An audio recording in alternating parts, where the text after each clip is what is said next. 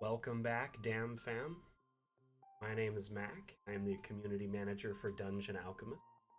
Dungeon Alchemist is the beautiful product you see in front of you. It is an AI-powered map maker available on Steam, and it allows you to build maps of incredible intricacy, as you can see here, by hand, or using the AI you can create, very basic but also beautiful maps in moments. I hope everyone's doing well today.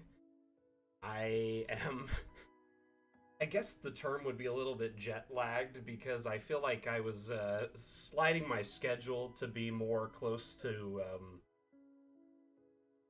like European time zones as we got closer to the launch. And the last couple of days I've been trying to like recuperate and get back into a normal schedule. It's been fun. Waking up today, I was just like, wait, what time is it? My wife was like, oh, you need to get up. I was like, oh, okay, cool. I hope everyone's doing well.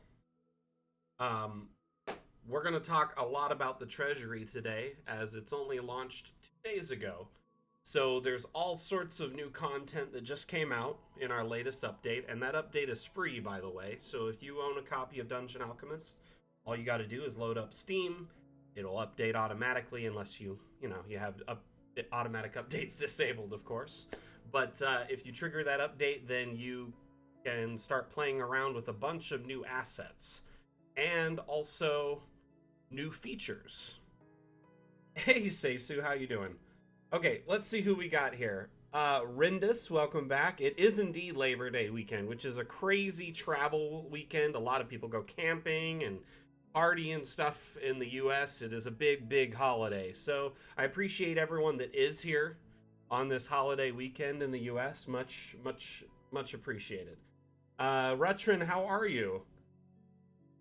This is a beautiful map. Yes, it is. That's part of the reason I chose it as the intro today, as I wanted to just kind of start with a map that is just downright gorgeous.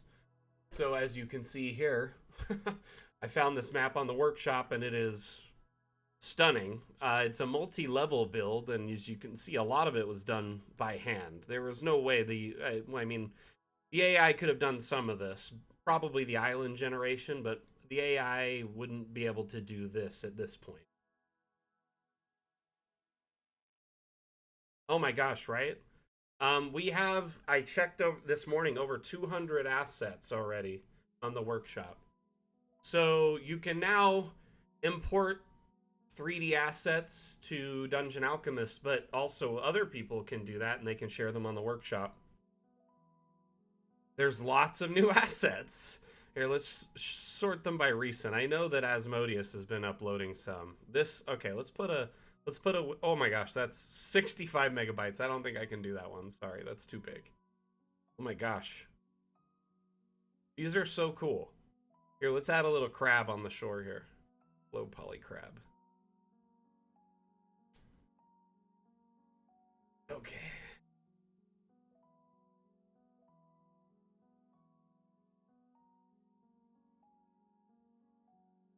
It's a token. That's great. Just scuttle around a little bit, side to side.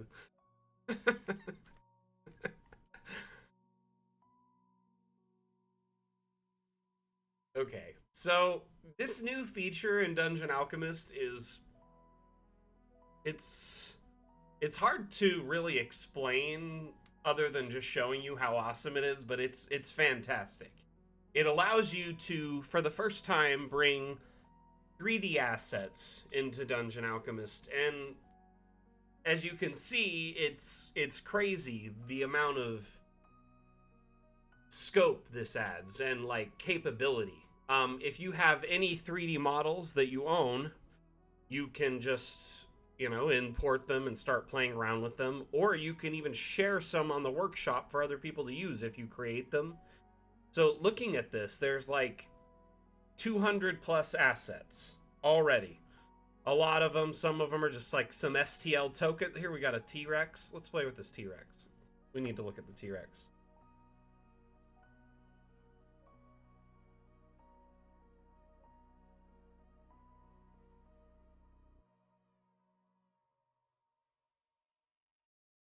So, how's everyone enjoying their weekend? Oh my gosh, this T-Rex is. Oh, there we go. I gotta turn off collisions so he can.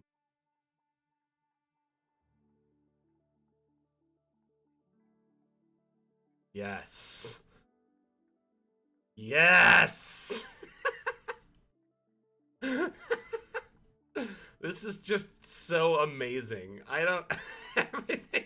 I'm a T-Rex right now. Oh my gosh.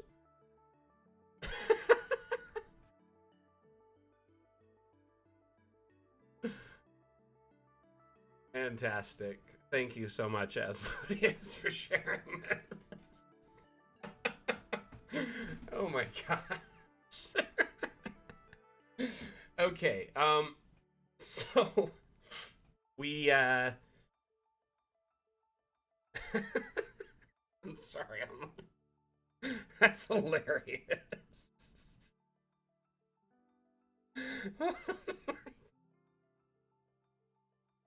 Okay, I got my cool. Okay, I'm chill. I mean, Yakos, this would have been perfect for that map. We had to fight the dinosaurs, man. Imagine this T-Rex falling into the lava, right? Okay, I'm good. Whew. Ooh, Goose Fraba. That's just hilarious. So we got a little crab on the shore here hanging out, but this map, fantastic, very beautiful, multi-level build. You've got a combination of terrain scaling and stacking elements, beautifully stacked, by the way, I might add, intricately stacked to make this multi-level castle. Fantastic. I am gonna move on though to maps that have, you know, some of the new stuff in mind. So I actually published a map and updated it. I don't know why the images in here aren't updated, but the workshop images are updated. Anyway, this map, fantastic. We worked on it on the Map Maker Monday streams for, you know, a couple of weeks, 3-4 weeks. And I updated it and then published the update on the workshop.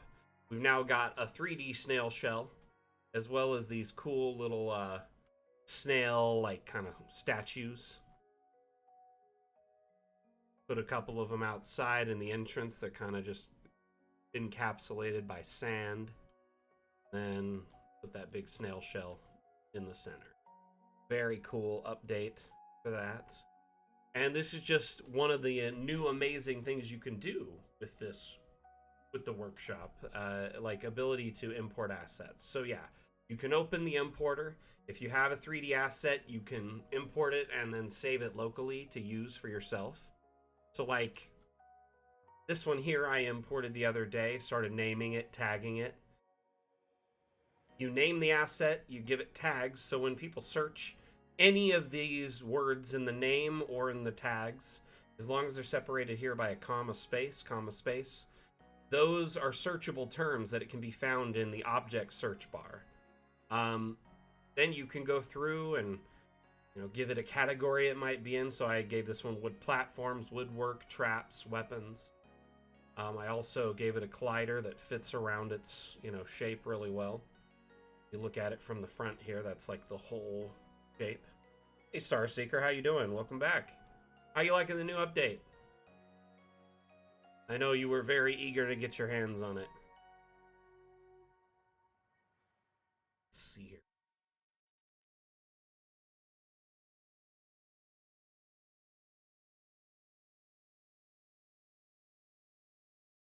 Rotate it around there. That's like roughly.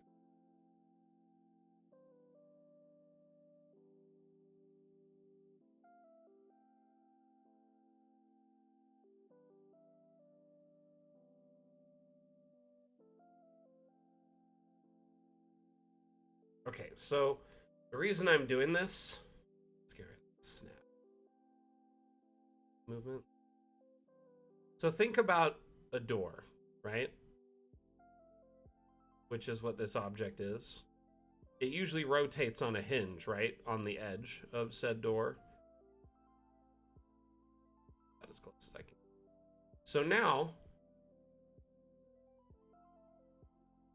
this object now rotates around that point instead, which is fantastic for a door, right? If you think about it.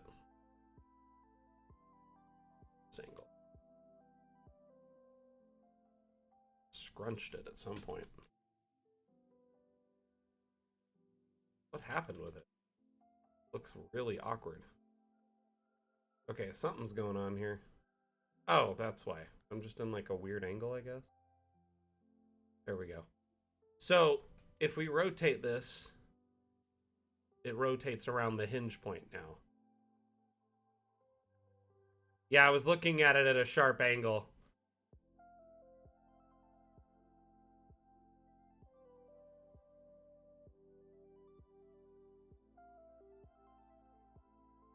Having trouble running it?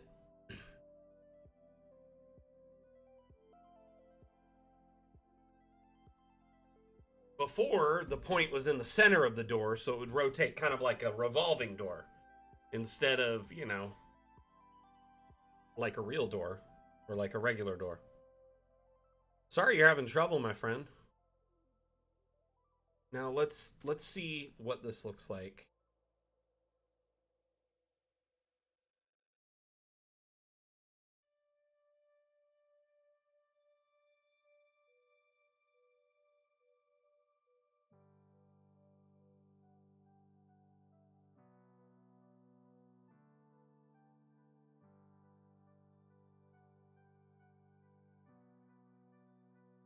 I messed this up big time.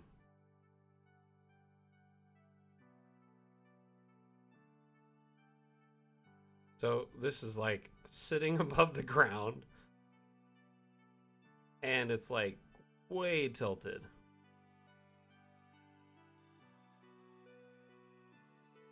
Gonna center it out there.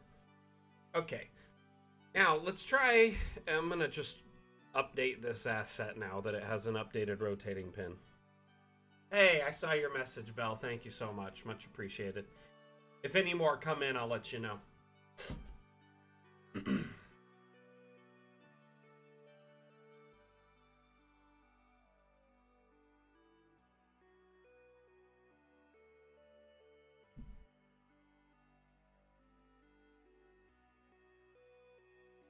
Looking at this from top down is really what's given me the... I want to line that up like perfectly there. And then just kind of put it in the center of a square so it takes a little bit better opportunity of the space instead of being in between two of them. And now I'm going to show you how this door will work. So let's just say you built a building using freestanding assets in an upper level of a map. So this map probably isn't the best one for it, but heck, you know what, we could use it here. We've got this freestanding wall as a door, but it's rotating like on its center point. Let's try this other door and see what it looks like. Maybe it's better? I don't know. So I think I'm gonna just go to my assets like this. Click it. Look at that, it rotates on that edge point like I set it up to do though. That's fantastic. So we're gonna turn off collisions. We're gonna scale this bad boy up.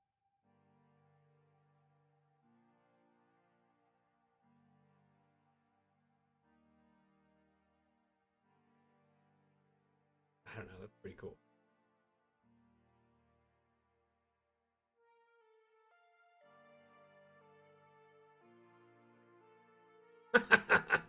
It's not bad. Not really intended for it, but it works. Put it more in the center there. I just find that perfect spot. Whoa, whoa. What was that? Either way, it's pretty cool. We don't really have a door that does this right now. An Alchemist, it would have to be like part of an AI structure to be able to do this, as many of you know. So This is very unique and interesting. I like it.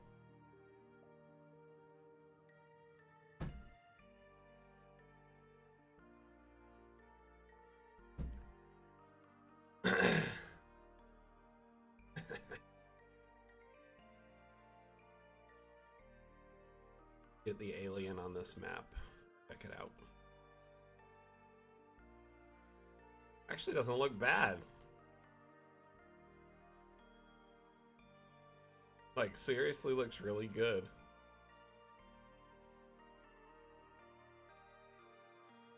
Statues look pretty good too. Wish I could open the door. Other than in this mode. Walk in. Take a look at the snail shell in the middle, shall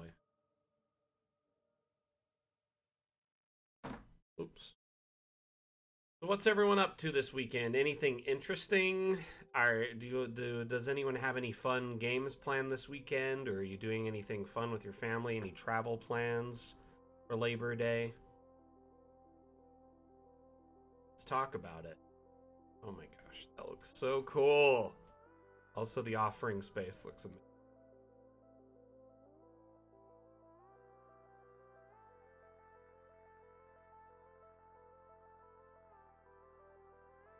Doesn't this look amazing? Bane, I will address that momentarily, okay?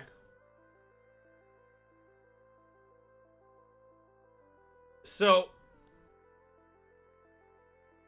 basically, if you want to build a room that has angles, let me show you a map that's a great example.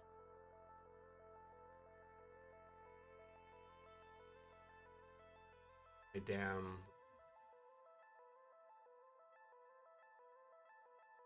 Actually, you know what? I think I saved it. Yes, it is. This one here. Angled rooms, so it'll make it easy.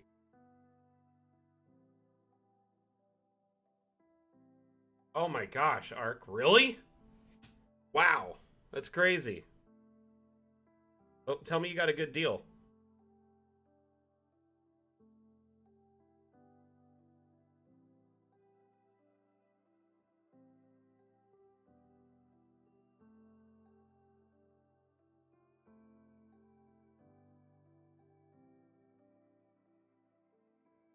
Wow, that's not bad for 50.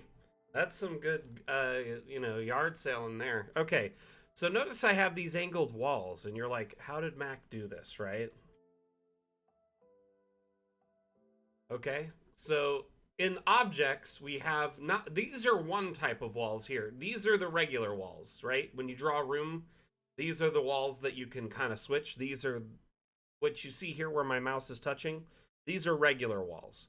But in objects, we have a section called structural, and in them are freestanding walls. And this is a very long section full of every single wall type we offer in Dungeon Alchemist currently as a freestanding wall.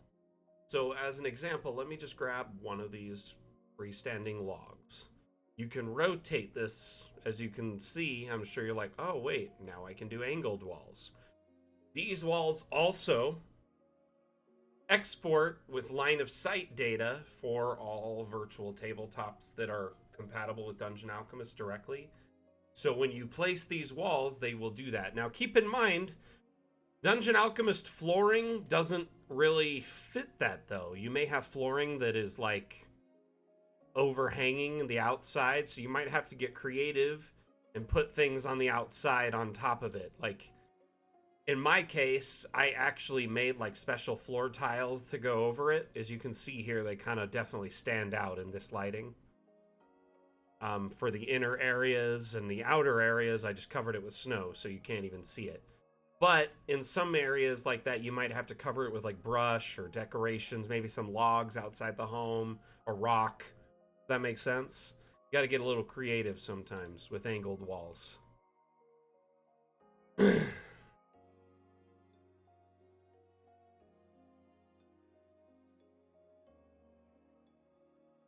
That is true.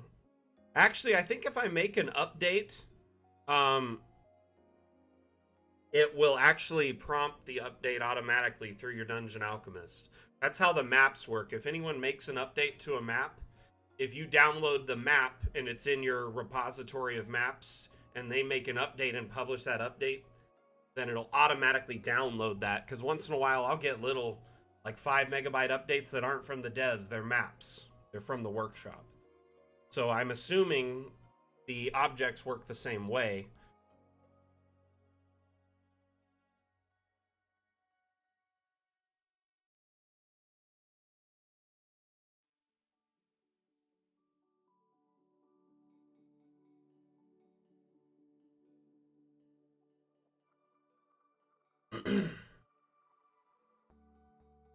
uh, this last week got away from me so much.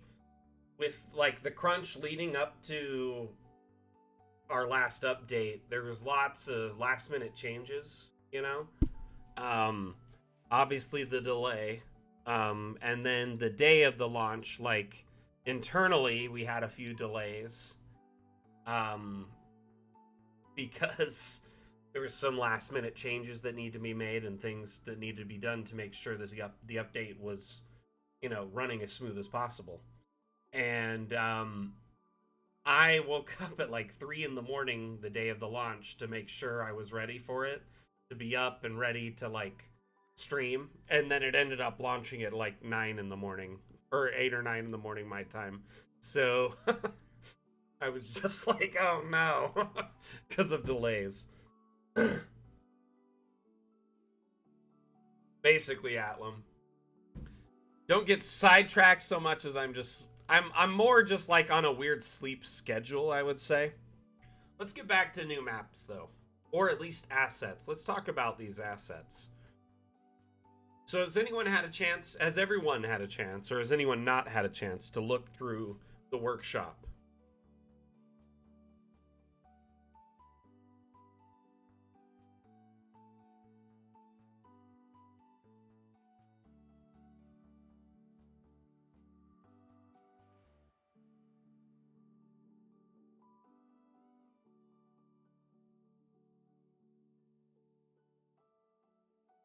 Wait, you've just finished Baldur's Gate 3? Wow, Jordar, that's insane. And you're finishing up your campaign in the same, like, week? That's nuts. What are you going to do with your life?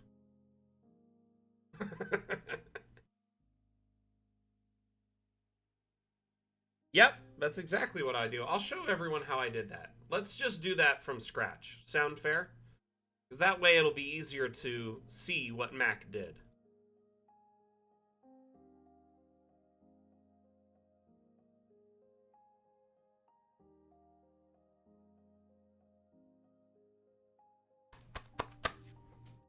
Okay, so let's just do a simple room with diagonals, or even round corners, okay? I'm going to show you how to do that. So, first things first, I'm going to just draw a shape of a room.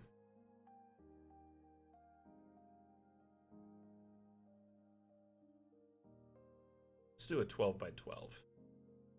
So it's big. Now we have a room, right? Let's say we want to... Oh, I love that there's a hotkey here. I need to add that to my stream deck so I can just put a hotkey for the eraser, the object eraser.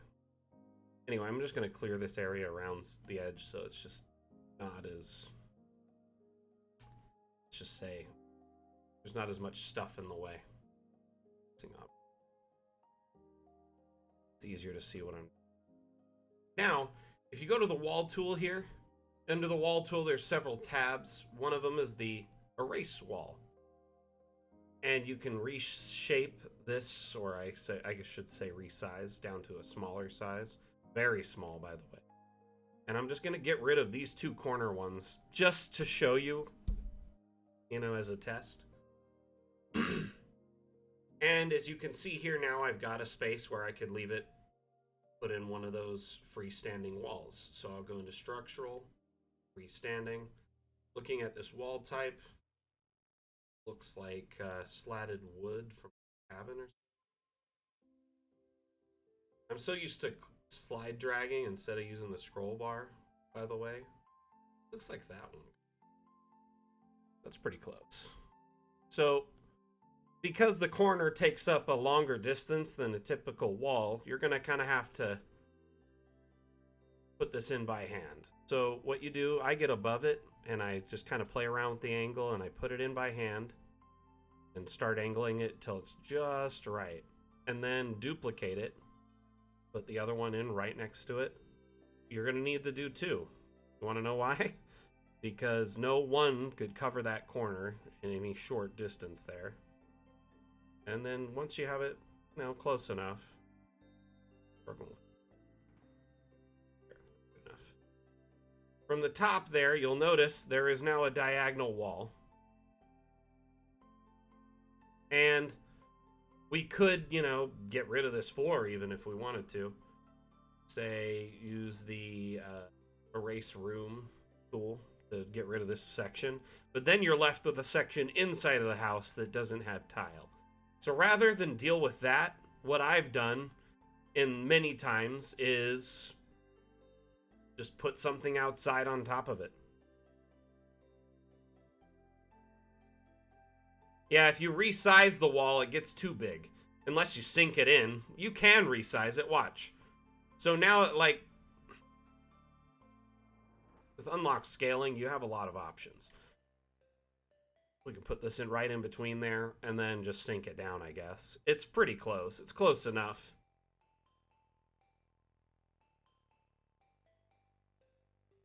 I don't know. I don't think your players will complain about how perfect the angles are on the wall, or whether the seams match up on the wood. Yeah, at some point, Asher, for sure. In fact, I will just point out one of our lead developers said on our socials the other day, someone was asking about round walls and after the update. So basically they said, I love this update, but I'm just curious, are we ever going to get round walls? Like, what's the holdup? And this was on Facebook. And one of our lead devs chimed in and said that in Magic, our next update, they plan to try and tackle round walls. So that is public data on our Facebook. And I was waiting for an opportunity to talk about that. So, I'm just going to find the post so everyone can see it. Where is it?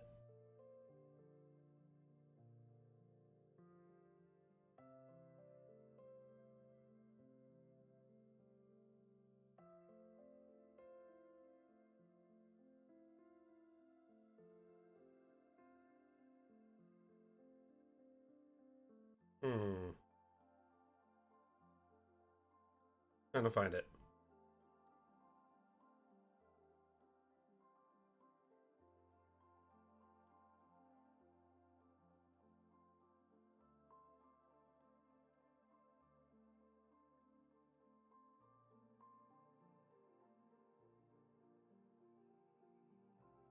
One moment. I'm just going to show everyone.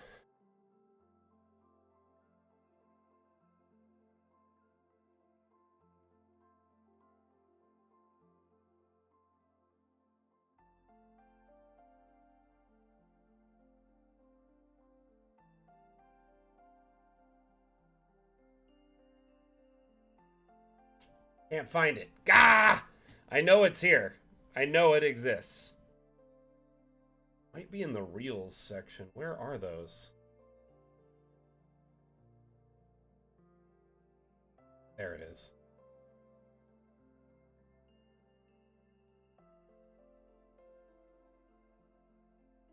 Nope, I don't know where it is. Well, I know they said it in one of the comments. I'm not speaking out of turn here. This totally happened.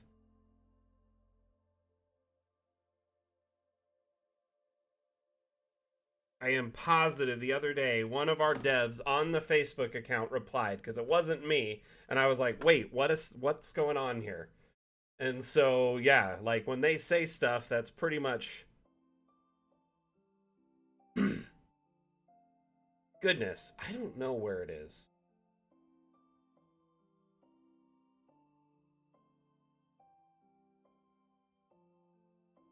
Now I'm mad. Because I know it was on here the other day. Like, I'm positive. Oh well, I'll find it. We'll talk about it more later. I don't want to eat up too much time talking about it, but it does exist.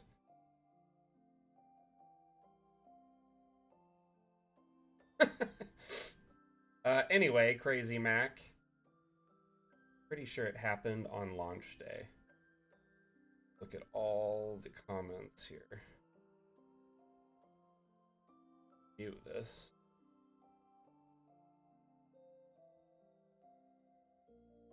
And I see all the comments for the post.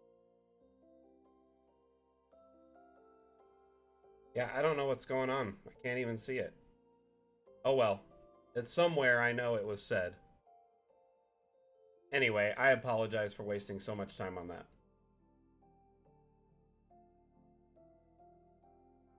Shoot, I hope not. I swear, in our Facebook I saw it.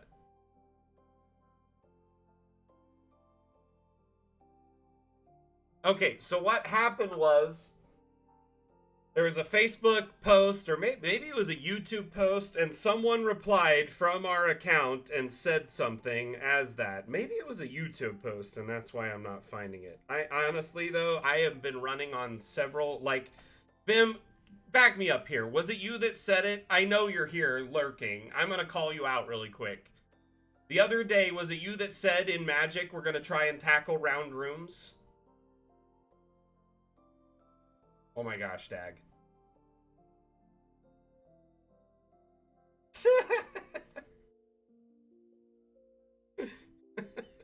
No?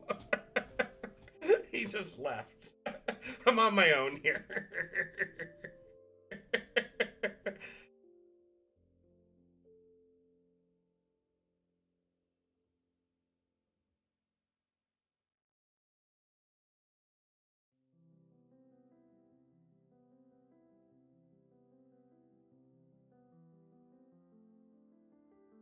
I found it.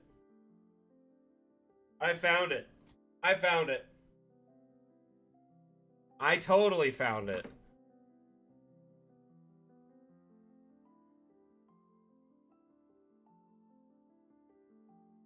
One moment here. You're gonna think I was crazy until I pull this up.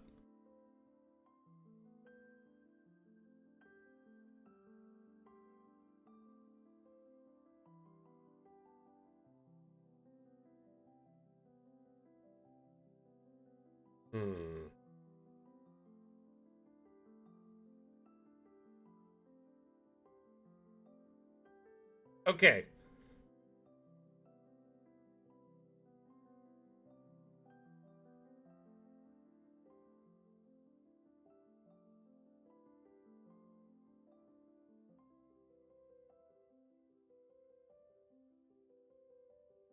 This update is great, and I don't mean to take away from the achievement of DA being, but it's so frustrating to see devs working on things like openable chests when super basic foundational features are still lacking. Okay, so moving on. Let me assure you, we're working on both, and a small update that is openable chests no way detract from that. Our next update, Magic, will bring round rooms. Apologies for the time those are taking. So, yeah, it totally was said. And that wasn't me that said it.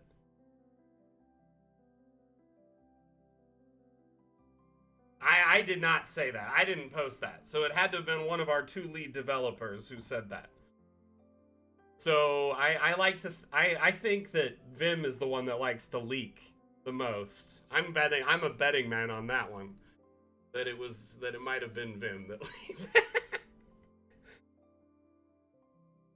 So here's the thing. It is frustrating to me a little bit to read stuff like that because we put a lot of effort. Our devs put their heart and souls into this update. And when people are like, well, it's great to see this, but it's horrible because of these things. And it's really frustrating, but at the same time, I understand everyone's waiting for that key feature or that key asset that's going to make Dungeon Alchemist perfect for them. But waiting for that is also, it's not very healthy to a degree. I'm not going to lie. Like, it could be a long while before the asset you wait for shows up in Dungeon Alchemist or the thing, you know?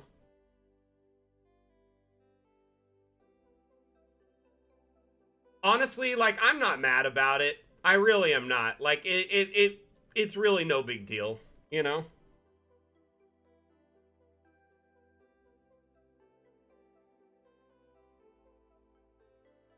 Oh, you know what? We try to listen to our community and deliver on the features we can as soon as possible, whenever we can, you know? And the thing is like some things just, it's not always viable. Some things take several updates to put out like a viable product. So, like Carl said this a couple weeks ago on the stream, or last Saturday, I guess, was that um, we strive to put out a very high quality product, and like some things take several stages or several updates to implement. And so, it's like, oh, there's tons of requests for this on the upvoting. Why isn't it the number one priority right now? Well, maybe it is, but in the background, there's things going on that you don't realize that are applying towards that end. You know what I mean? And so I think a little bit of patience goes a long way. And now that we've pushed out this huge implementation with the 3D asset import, it'll definitely help move things along with, tons of asset support from our community, pushing, a variety of different themes and aesthetics, well before we can, which is, after we leave early access and hit 1.0, once we've delivered on all our Kickstarter promises. So I think it's good to know that there are things being done in the background that push towards these things, or the devs are thinking about these issues constantly, or striving to solve them. Is my biggest thing that I'd like to point out.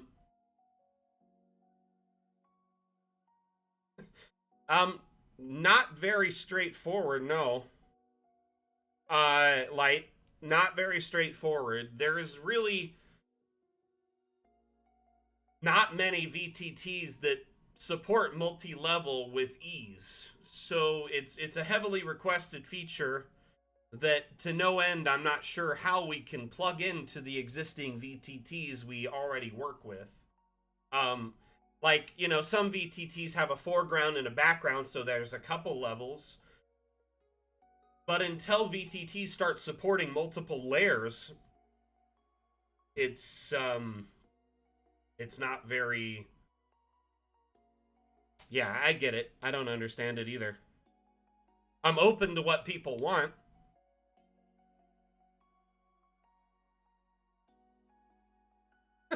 Dirty Rollers is spitting facts.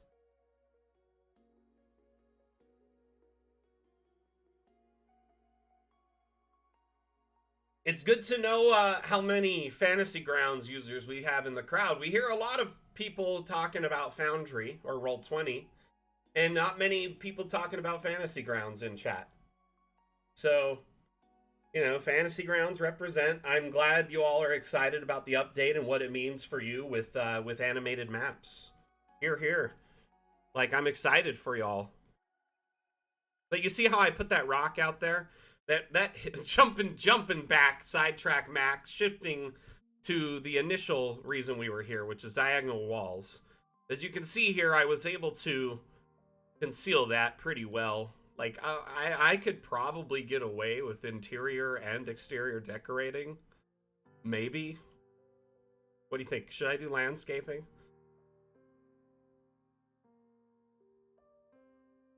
Does it? I didn't know about that, Atlam. That's interesting. See? You're teaching me things.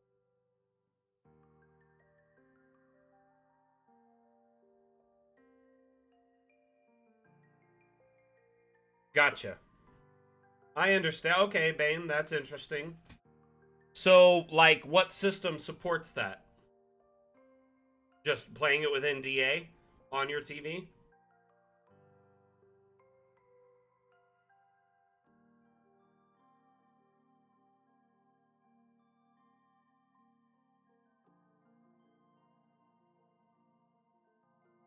Yeah, Drake Finney, just when you start a map in Dungeon Alchemist, go to New, Print, and then just go to American, I think it's letter in this case, and then make sure you set it to inches. There you go, 8.5 by 11. You can set it to landscape or portrait, and it's good to go. Dunzo. Just generate, and that'll be the map size. And then this will already be confined to that space, and good to go. However, on your printer, you definitely need to make sure you set it as, you know, print at 100% and fit to page and all that stuff so it fits. Because the printer could be the weak link in that chain.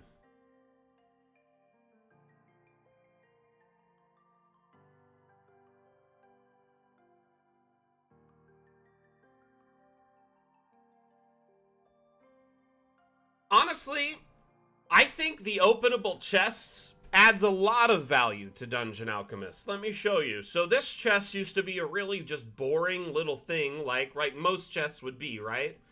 So we have a whole bunch of assorted chests now that can sit on the side and open, right? This simple chest, probably not.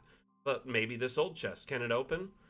So now you could have it open on the side with just gold in it, or you can empty it out and fill it with junk. You could fill it with, you know, clothing, books, documents, whatever you want. And now it adds a little bit more life to the scene than ever before. So it turned that same old object into many more objects. Yes, let's put a Lisa in there. Let's put her in there because that's where she deserves to be. She needs to only be in a box, and I want her to stay there. Let's just close her up, and we're gonna throw her in a river. Is there a river on this map? Because not, there needs to be.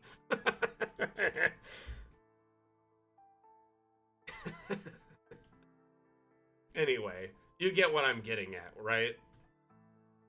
So, let's just lower the terrain here. We're gonna put her in some lava because I don't want her around anymore.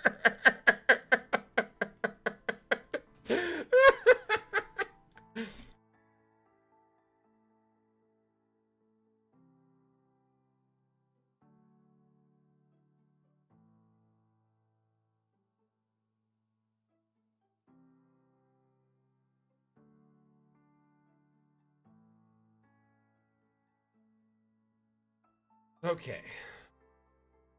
Hey, see you later, Vanyakos. Have fun at your friend's concert.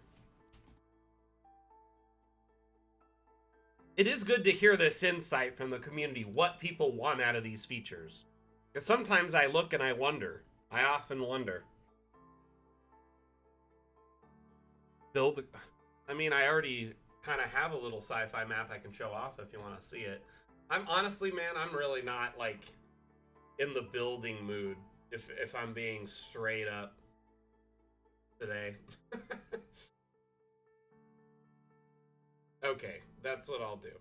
I am damn burnout, if you will.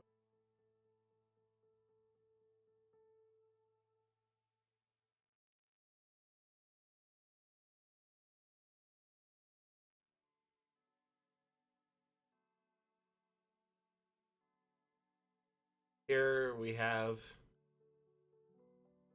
researcher Hendrik at Mars Outpost, Science Outpost Delta. Hard at work, right? Little guy.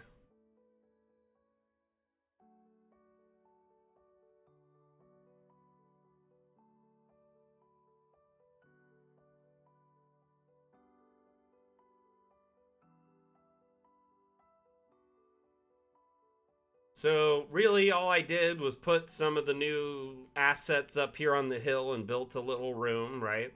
And I put my Hendrik model in there and put some lights outside of it. And then on stream the other day, Carl mentioned that the new gold liquid looks really cool in Alien. So I did a molten gold river, right? This kind of looks biological, even like phosphorescent, like what is it when like a creature bioluminescent, you know, like something like that even. Anyway, it could be lava too, but whatever. And then I went into the light panel and I set a red light filter. Bioluminescence. Yep. You could do green even, like give it a more, you know, different atmosphere.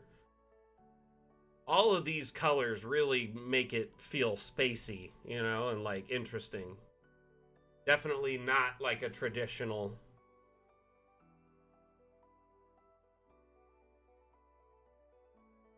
Yes, it can be. It can be honey if you want it to be. I'm fine with it being honey. I'm sure.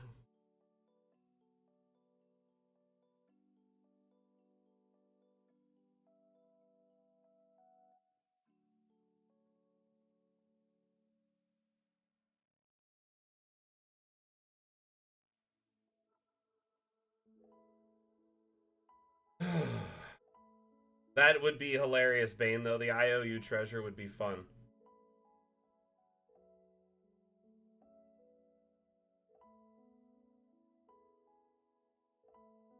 Honestly, I think the it like I think the chest opening and like the cabinets opening and stuff is an underrated feature that you'll a lot of people will learn to incorporate into their campaigns. So, I'm in playing in 3 different campaigns right now, right?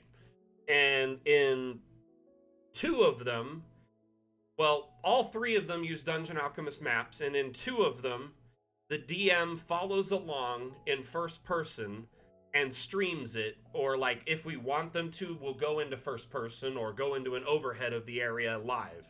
So basically, we can watch in Discord and follow along in first person while we play in top down, which gives us this really unique immersion level, which you don't normally get in top down. You can see the environment, you know, from the eyes of your player, which, I mean, granted, is probably a skill they have, I would say. We always worry about their stats and their abilities and the things they can do. What about the basic things, like seeing out their eyes, you know, at their level? And you can really do this now in a lot of different ways with Dungeon Alchemist. Like following along and just streaming this for your players is a crazy value you can add to your campaigns because it allows players who need those like extra immersion cues to trigger like RP and interactions. It helps tremendously. Um, so following around, like, you know, just this map is an example, but any map can work. Let me take this. Let me try and jump out. Let me get you out of here. You gotta escape, Hendrik. You gotta be free. Yes. Okay. Take him down here.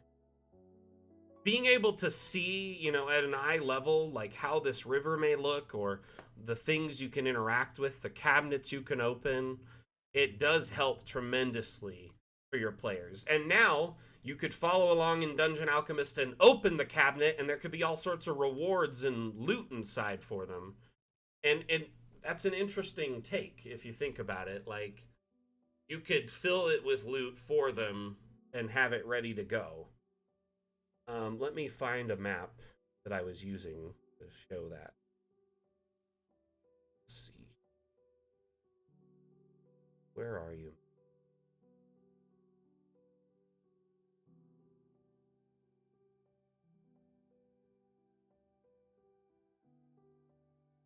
Hmm. Oh man, did I not save that? I guess I didn't save it. Oh well. I had a file where I was filling a bunch of cupboards and I thought I saved it, but I guess I didn't. My bad.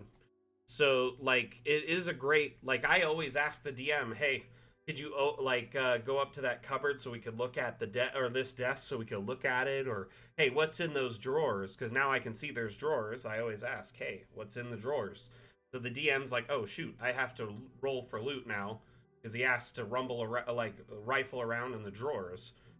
So if you have more opportunities to interact with the environment, cupboards, chests, etc., it's more fun for your players in that regard. Some could be open already, showing they've already been looted. There's contrast to that too. Yeah, no problem, my friend.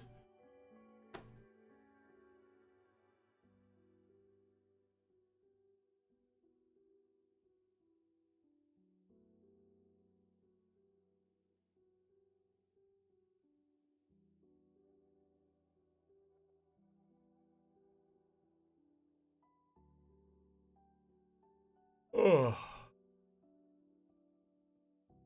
goodness. I feel like I'm running on empty today.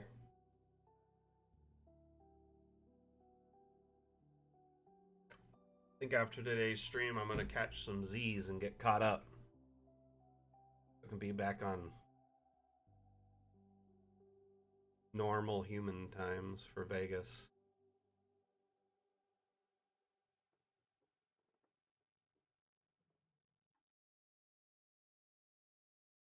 Okay, so the main like hotkey shortcut would be this one here, right? This bad boy, eraser. So you type Control-Shift-X, and that immediately brings you into the object eraser. So be anywhere, and boom, start erasing things. Which I wanted that because you wouldn't. It takes a lot of time, workflow time, to get to the eraser to start erasing stuff. If you want to just quickly, like, let's say you generated a new map, right? Forest, and you want to just clear some of the terrain. If you have that as a hotkey or you have it memorized, that's a quick hotkey.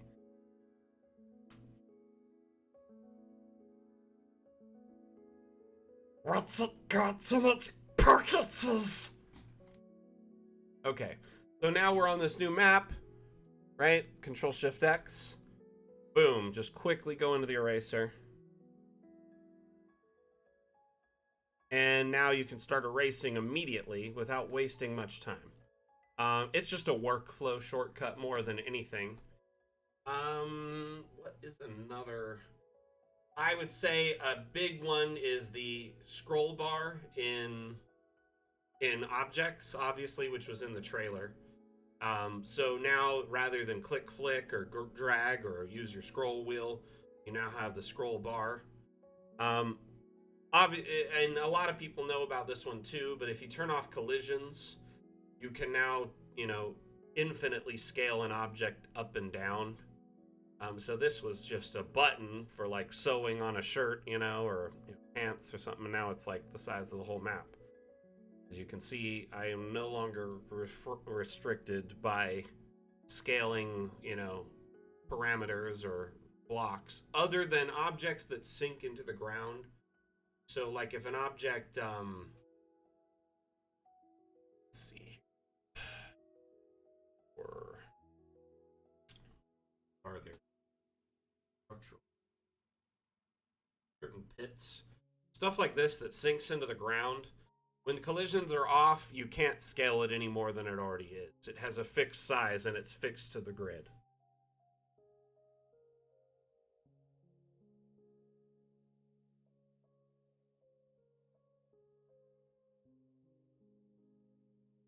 I mean, it's quite possible to do street maps already. An urban campaign setting wouldn't be hard to build at all in Dungeon Alchemist. You could have a map, for instance. Let's say you have a layout of the city you want to use already, or you have one drawn, or maybe you generated one somewhere. So you could take the map and... wrong button there. You can put a trace overlay. So you could import the map, right, as an image, and then trace out the whole city, so all of the different buildings and the city street floor plan to a degree. Now, that's just like a basic feature that we just added, a new quality of life feature. So, like, as an example here, I'll hurry and put, let's see here, I got one. Stop it. This is one I really like. Not even fit to this map. Let's make it the exact size so it's like perfectly fitted. But this is like, a bunch of buildings interconnected with hallways, but we could just make the blank space street instead. Let's go in.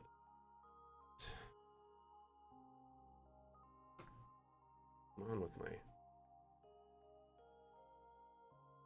So I'm going to just grab and start dragging out some buildings. So let's start with village stuff. I'm going to just do like, let's do a bakery here.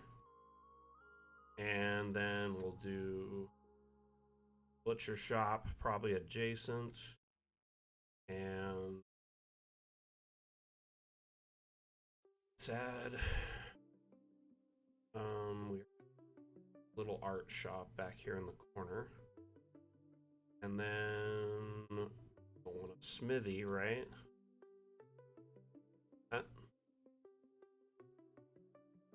Now, as you notice, I'm drawing out tons of rooms really quickly, and they're pretty much all filled and ready to go, or you can regenerate them to generate stuff inside to be different, so it has a little bit different layout or more stuff in it till you like the layout. And you can also go in by hand and place objects, but I'm just using this as a quick floor plan. Now, let's say you want to lay out some streets. I love going to the village and selecting alley. I'll go into the AI settings and remove objects, walls, windows, doors. Now, remember I said this blank space in between, we could set it up as roads, right? Or in this case, alley. So I just dropped a little bit down and there's some cobble road that just filled in there.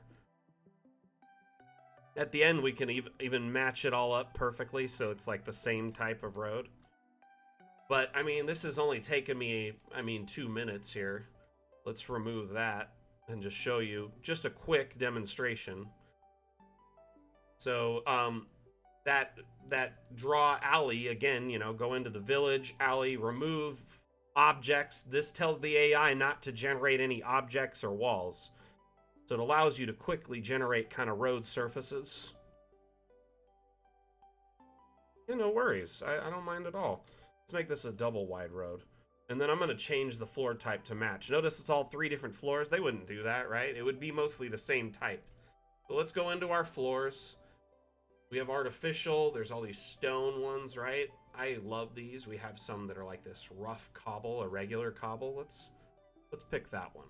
And we'll just pull it through right there.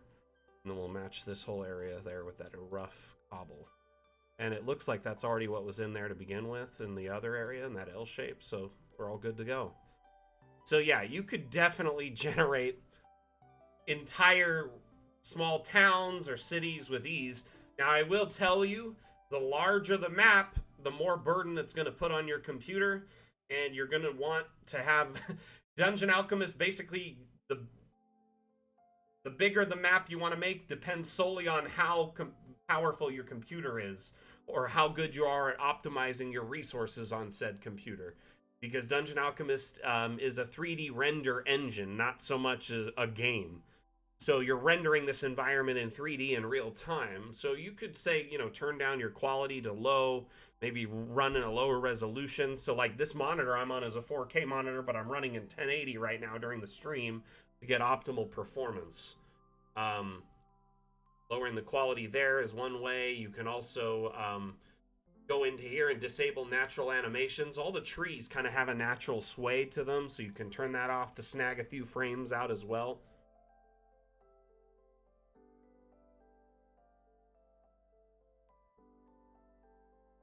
Oh yes, Dag, I thought I told you that, my man.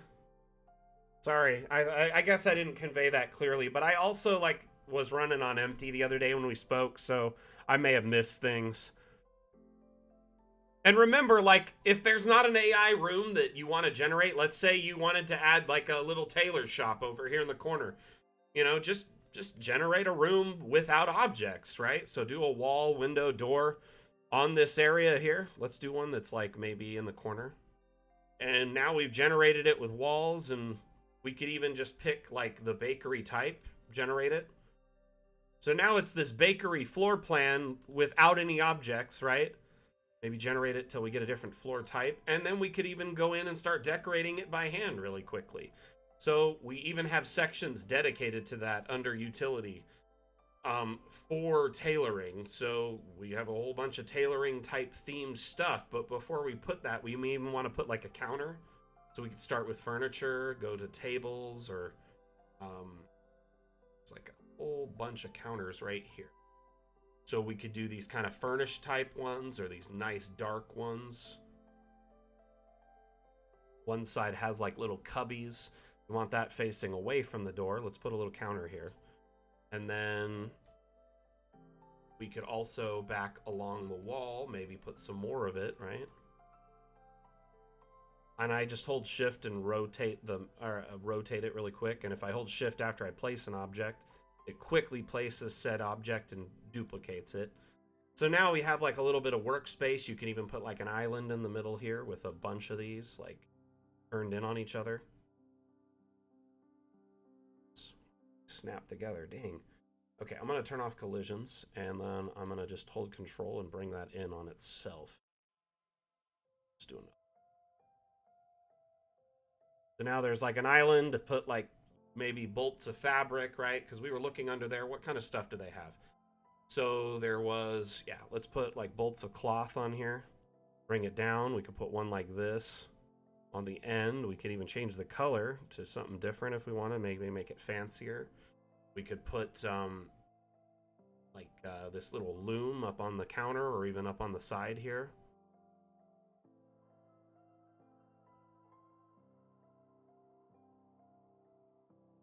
So, I mean, really, if there isn't an AI room type, there's probably an object to fill it in. You know, you could go in and start putting stuff in to really start making a cool little tailoring shop on the side. And before you know it, you have like a beautiful little space set up where people can come in and shop and buy things from you if they want to, you know? Or get it, you know, tailoring done or alterations or whatever, what and the like and the have you. I'm just saying all these random things because I don't remember all the stuff I learned in home ec.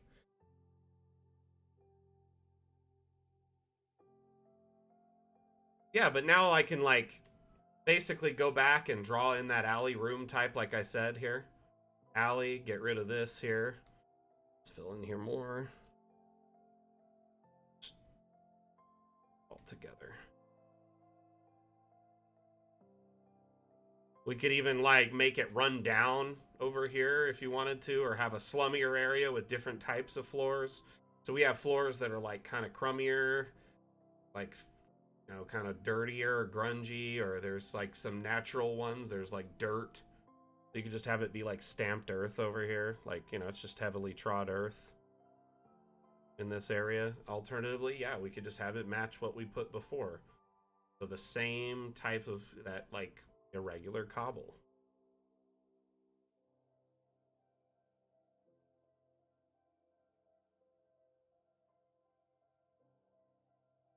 Not at this time, Bane. At some point in the future, I do believe the devs would like that ability to be added.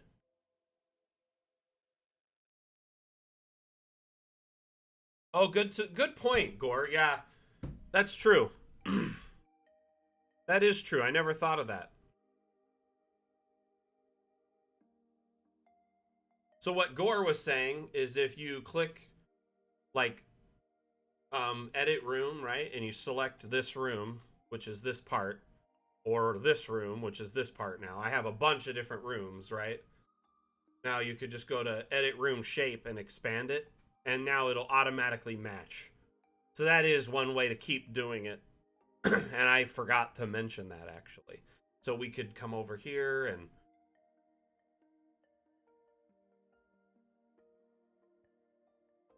let's see. We'll select this tile, right? And then just over here and put some road around this area. Up with that double wide. It's all the same floor type. That's actually really clever, my friend. Thank you for pointing that out. You know, little features like that are often overlooked and people forget about them. Things like copy paste, for instance, are often overlooked too. And how it can be utilized. Oh, that's a great pro tip for sure. I really like, for instance, that you could like open all doors or close all doors at once on a map.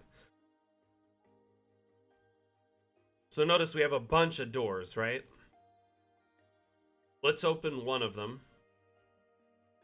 And then I'm going to type Control-C on Windows. On Mac, it'd be Command-C. And that, notice when I did that up at the top, it says Object Properties Copied. And then I'm going to hit Control-V. And then I could just drag this across the whole map. And now all the doors just open. Hatches, everything just open that could open. Oh, I didn't even know the hatches could open. Is that a new thing? Because, wow. That might be. I don't recall them ever being able to open. So you could use this in a lot of different ways.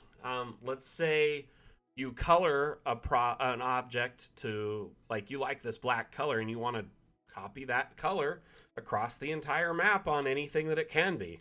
If there's similar objects, it will paste it over anywhere it can. Notice all these countertops are black now. All the doors are black now. I can undo that with Z. So you can copy paste, say, colors. You can copy properties. You can, oh, the lights. Maybe you want to turn off all the lights in the city, right? It's night, or it's daytime now. They don't need all these lights on, right?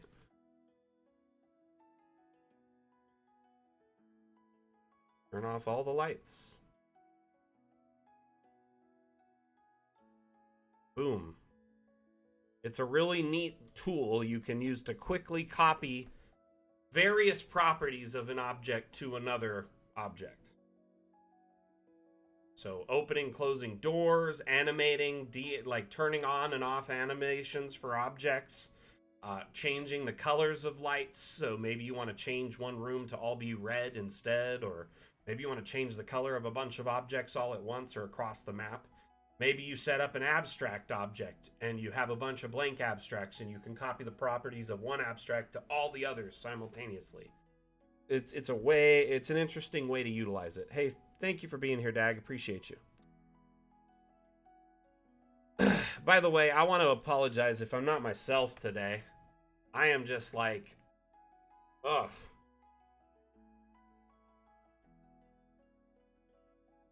Running on empty.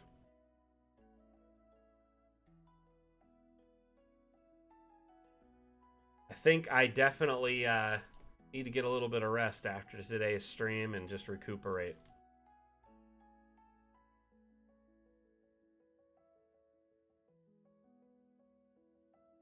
I don't recall hatches being able to open like that. So let's look at a few of them. Like, I know this treasure pit. Okay, this was always open. Okay. Let's look at, I know the sewer hatch open. Let's look at the Miller Stair. That one, like, what's the point of that one? You can't see in it, but it shows it below. Miller Stairs with hatch. So that one, like, I hope we can get to a point that one can open. Now the other one opens. That one is pretty cool, though. Like, this is neat. I like that.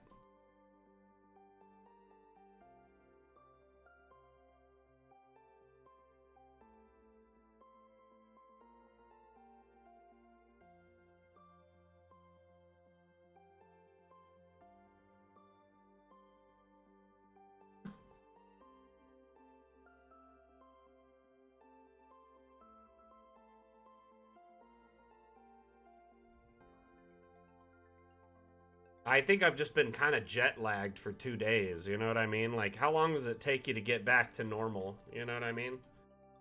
That's what I'm feeling like.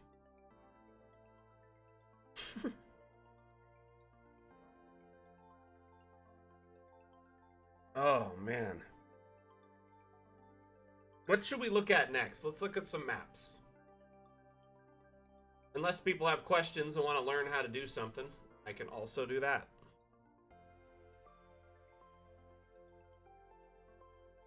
And this map is insane. Take a look at it. Hey, see ya. Mondini.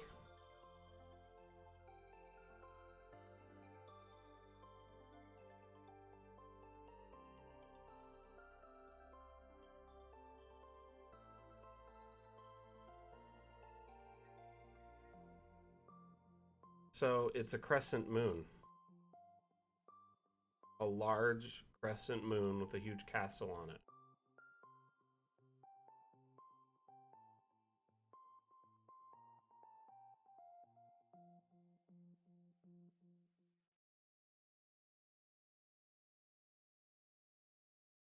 I'll take a look at it in a bit.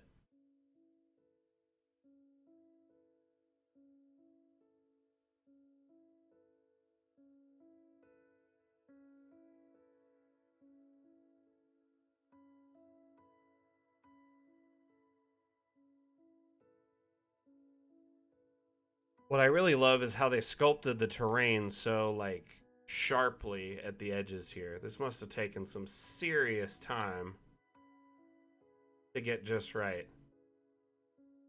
And then, like, putting the stuff around the edge.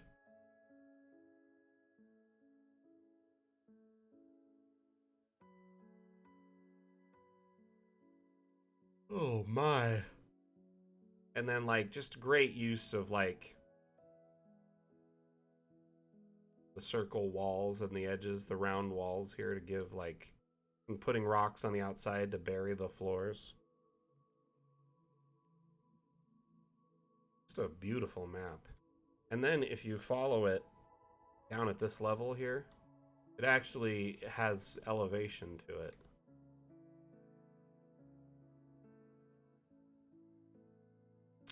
Well done.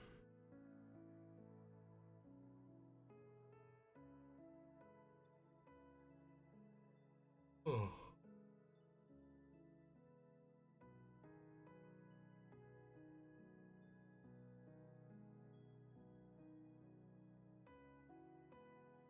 This one here, buddy?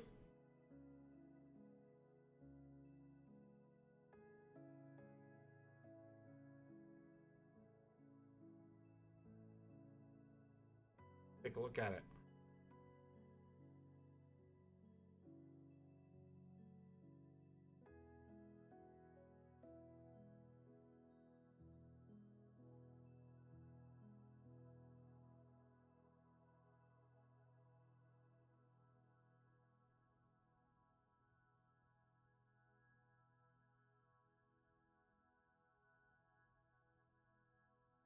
Little magic circle you got going on.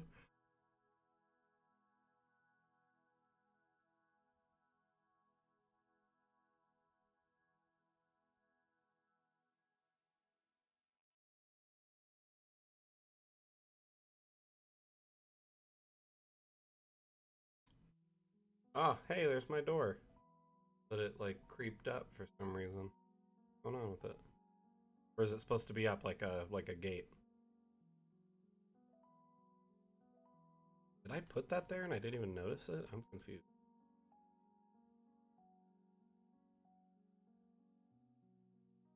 Oh, you're using them like gates. I see, like a drawbridge, huh?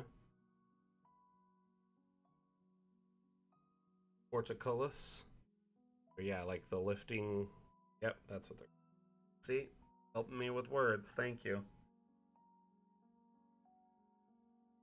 I mean, in top down, it probably looks fine. Oh, yeah. It looks great. You know, Mac's gonna go through it at every angle, though.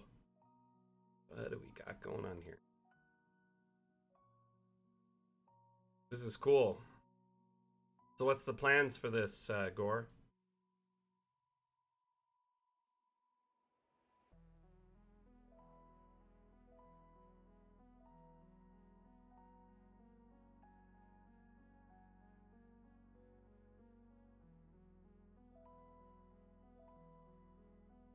It does look familiar.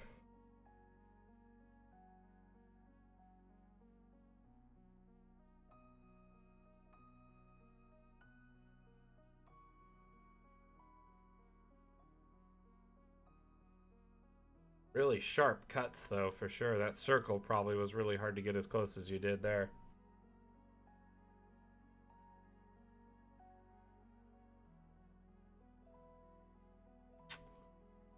So like an object like a table or something that's decorated, is that what you're talking about, Starseeker?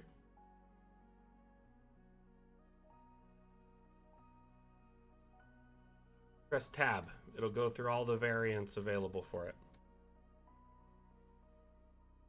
So before you finalize its placement, keep hitting tab. Any objects that have variants available for them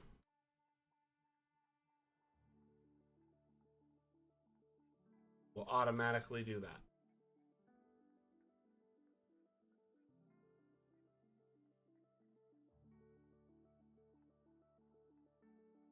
Right by the water pit. So it's like, what are they feeding in there?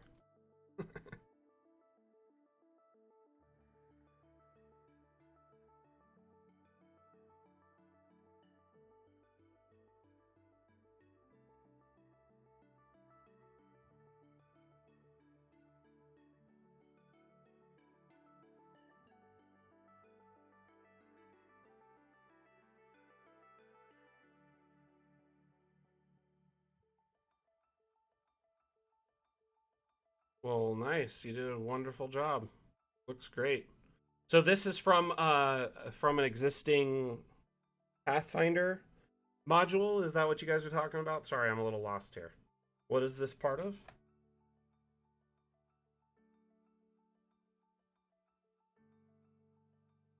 Oh, it's a 5e adventure. Sorry. KO'd, how are you? I gotta ask, we got everyone here. A bunch of people are hanging out. Some are lurking. Some are chilling and chatting. How's everyone enjoying the treasury after, a couple of days?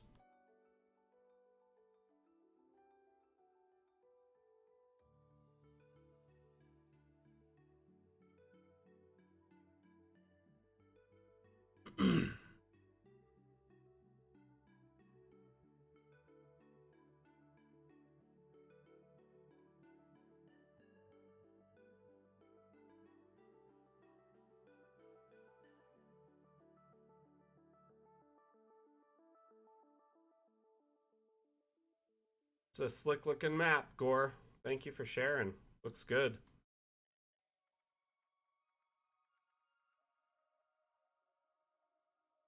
Been going to town. It's good to hear. We already have over 200 new assets on the workshop, by the way.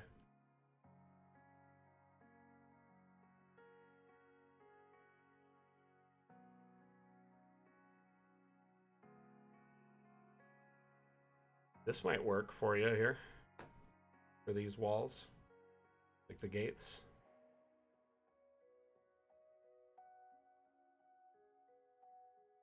And it just looks like a lashed log wall. Something like that. It's collisions.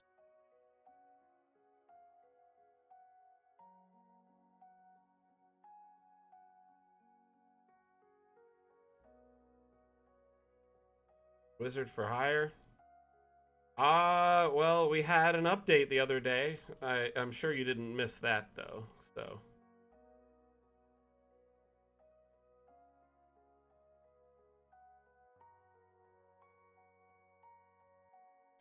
I mean, in the past we've discussed why we won't do gore or blood or anything like that. Um, to great detail, just because we don't want to affect our rating. And also, Dungeon Alchemist is a family-friendly product. So, adding gore will affect our rating. Adding blood will, too much blood will affect our rating. Specifically, like maim and murdered bodies or dead bodies, things like that. And so I think the devs have taken a stance that they don't want to add that stuff, but they've given everyone all the tools they can to add it themselves.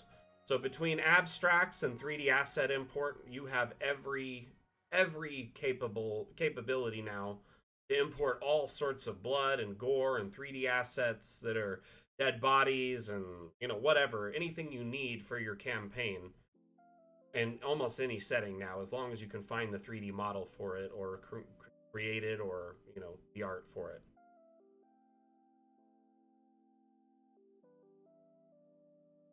So the Blood River, I think, is a little bit different than, say, actual dead bodies. And I think they're able to get away with it mainly because it comes across as kind of like a, I don't know. Red rivers happen all the time. It's like an algae bloom type thing.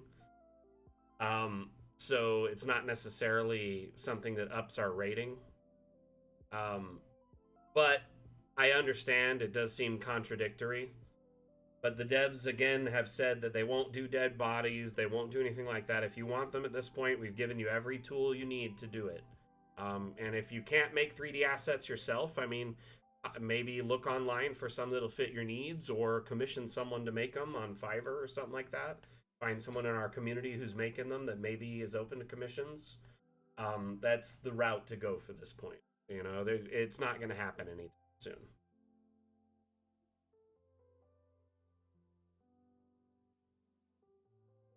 This has been. Yeah, it does. It could be. It can be used in a lot of different things too. So I think the thing is, Rusa, I don't think we'll have a, a gore DLC at any point in time. It just seems way off brand for us. Um, Waiting on it is likely gonna be a lot of disappointment, is all I'm gonna say. And I know some other games have done that in the past. They'll have DLC that is that only that DLC is what is rated higher, so it skirts it. But I just think, this is something that we've decided to not really entertain at all. I'm sorry to be the bearer of bad news and to be a Scrooge, but unfortunately, it's just something our devs have said over and over and over again. There's no plan to support that. That magic circle is an abstract, yes. Definitely an abstract. Bren, how are you? What you been up to? Man, we're getting really close to 50. If we end up hitting 50 viewers here, let me know and we'll do a giveaway.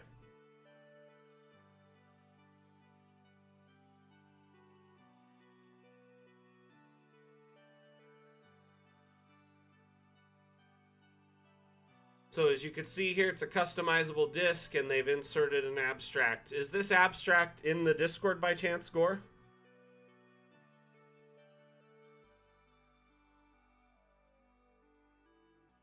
By the way, everyone, I really push to have abstracts on the Steam Workshop in this update, but there just wasn't enough time to get it done and get it done right. So hopefully the next update will have abstract support for the workshop in tandem with the 3D assets and the map support. So you'll be able to import, like abstracts to share, or at least upload them to share so other people can use them.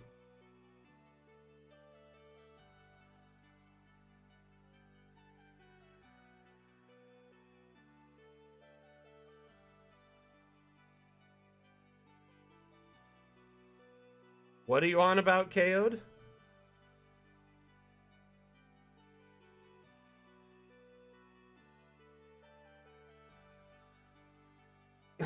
Oh, right.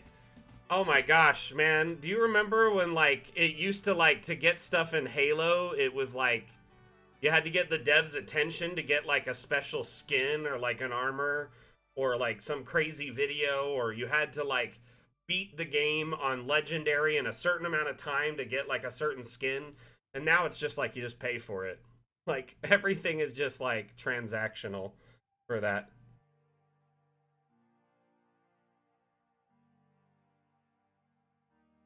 Yes, at some point I plan to have a video showcasing how to do the 3D asset import in great detail, as well as um, the map tracing in great detail.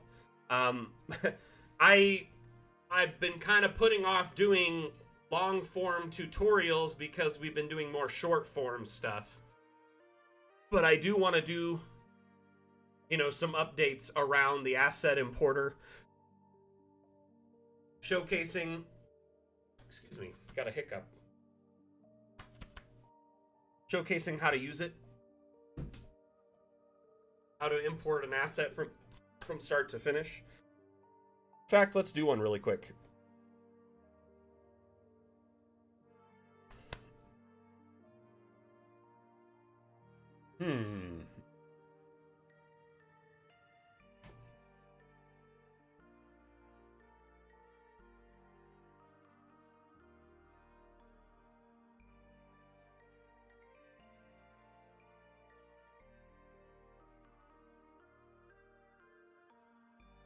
Okay, never seen that one before. Let's try a different one.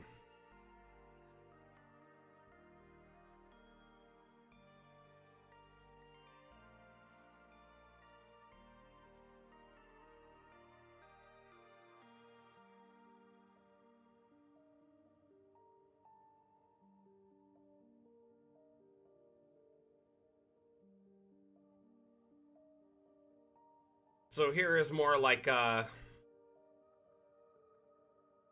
maybe there's a break in the wall where people can sneak through, or, you know, they weren't really paid enough to care when they were making the palisade, so they just put them at whatever angle type situation.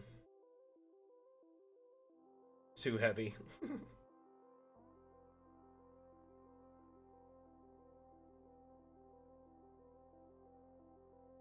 Random Ladybird, you did. That's awesome. Congratulations.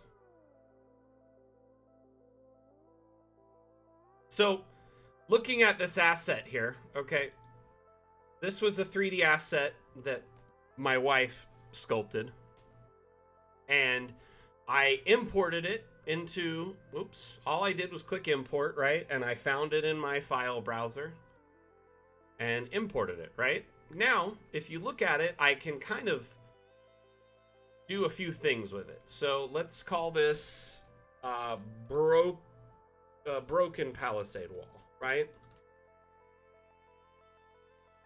And we'll type wood, comma, space, oak, comma, space, defense, space, barricade, just a few different words that people might search for when they're looking for these types of things, log, etc. And then I give it, now these are all search terms. Any of the words in the name or in the keywords are search terms in the object search bar when you save this asset. Next, I'm going to go through and give it some categories. So under structural, we have traps. That seems fitting. We could do woodwork or maybe wood platforms, right? Under, let's see. We also have weapons. I guess it could kind of fall under weapons because it's like a sharp defensive platform, you know? Let's just put in all those categories. And I'm just saving it really quickly to show you. It pops up over here as a local asset, which means it's for me only to use. Only I can see this in Dungeon Alchemist. And I can put it in my maps for me to use to whatever. And that means I'm not sharing it with anyone, right? Now, let's say I wanted to fine tune it and share it. Like I've given it some information.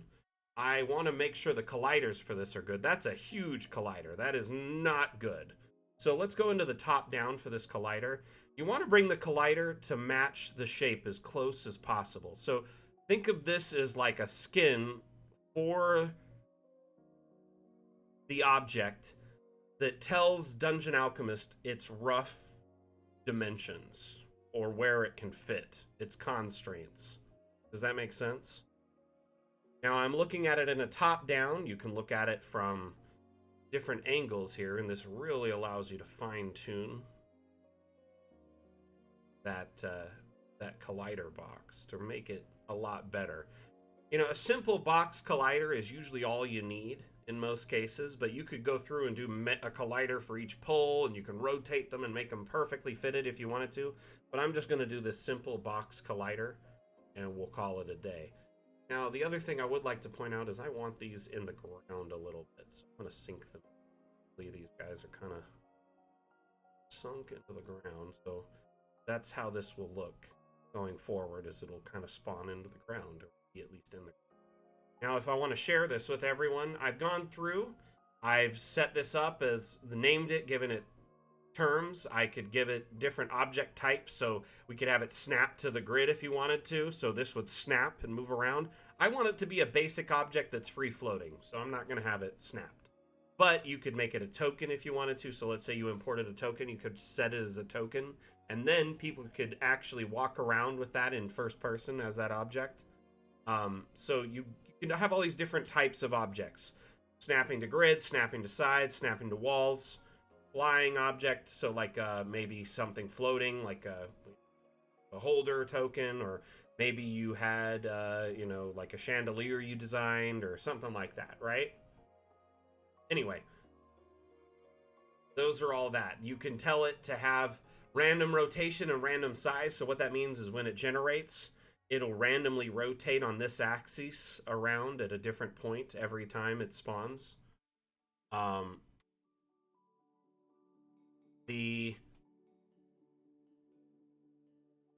Let's see, random size will generate a random size. Float on water means it'll float on water, pretty easy. Edit tile coverage is showing how big of a space it takes on a tile. That's pretty big. I think we probably want that to be much smaller. Move that over to kind of center on it, right? And in a little bit. That's about as small as it can. So you definitely want to shrink the tile to be at least one, square tile. Then we're done there. You could change the rotate point, which if you rotate it, say, from the center, it'll rotate on its center. If you, it's the, so awkward. Okay. So this here, this little tiny guy, you could change where it rotates from. So earlier we were doing the stream, you could have it rotate like a hinge on the end there. But you probably want it on its center, because that would mean it would rotate around its center. Hey, Wolfie.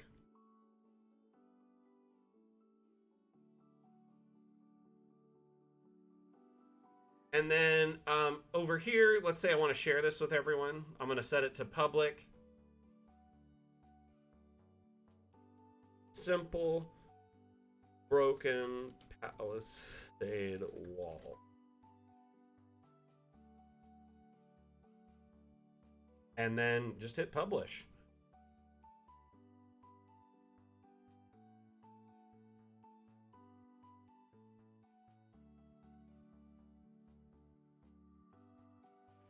Takes a moment to upload the asset to the workshop, and then within about 10 minutes to an hour, it's available on the workshop. I think Steam goes through and validates the asset isn't something like, crazy or offensive or whatever, that kind of stuff.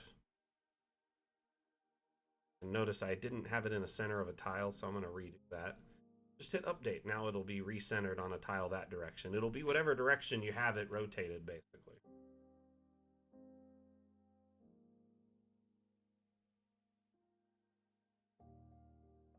I mean, you definitely don't want to use things that have really delicate edges or logos, You want to have really crisp, sharp images with really good detail. The Magic Lantern does have some caveats. It's not perfect. They even mentioned the other day that they kind of took it with a grain of salt when they created it because it kind of casts its light through everything still. STL, FBX, and GLTF/GLB are the files that are supported. And if an artist who is a creator decides to put their assets in a collection, then yes, collections are something that's supported on the workshop, but it is up to the end user to put all their assets in a collection that you can download. The collections here, for instance, this is every sci-fi asset. 95 assets were uploaded by our asset artists. They got together in their spare time and made a bunch of sci-fi assets as a gift to our community. So there's 95 of them in a pack. It's 661 megabytes. Well, almost 662 megabytes. And if you click this, it downloads them all in a single one, so you don't have to download them one at a time. But, like I said, it is up because that's the way Steam works. It's up to the creator, the uploader of the asset, to create a... here, let me see if I can show you how collections work. Pull up the workshop here.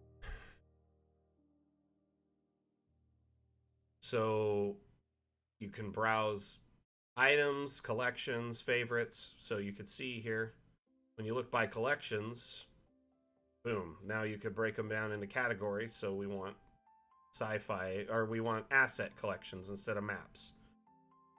But yet again, it is up to the creator to put them in a collection.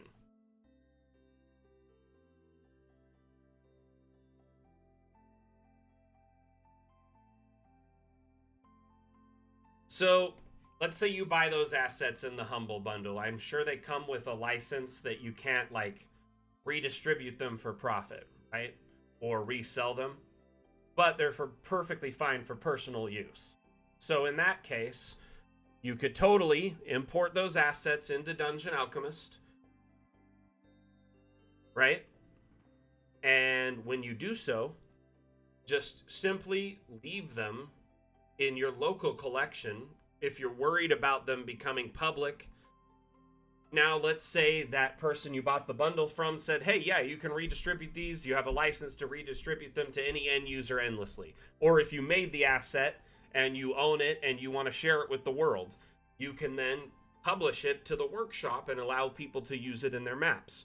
People who use or download assets from the workshop, it's like a Creative Commons license, meaning you don't own that. Okay, you can't go and resell it or put it in a map you're trying to sell. You can use it for personal use or private use just fine. But the asset, again, if someone shares it on the workshop, it's kind of up to the user to make sure they're not sharing something that's copyrighted. And if Steam comes back and decide, or if someone points out that it is copyrighted, it can be struck and it can affect your account. So be careful what you're putting up there. You know, make sure you're not sharing things that you don't own in the public, domain that you don't own a license to do so. Does that make sense? Let's bring the magic lantern back into purview. I got a little distracted there by that. Sorry. That is an important question. So let's pull up the magic lantern, which is an amazing new asset, albeit somewhat flawed. So, first things first, we need a wall for this asset, so project on. I'm gonna go stand like the. It's here. Perfect. One of these all big, so now it's like a projector theater, drive-in, whatever.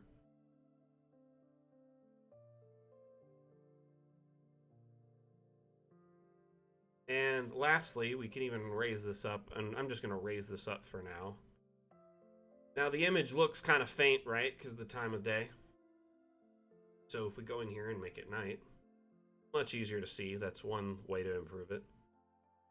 Secondly, you do have brightness here a little bit, not too much, and then you can change these filters. I think it's mostly just this light here coming out of it that's affected by that, not the actual end image.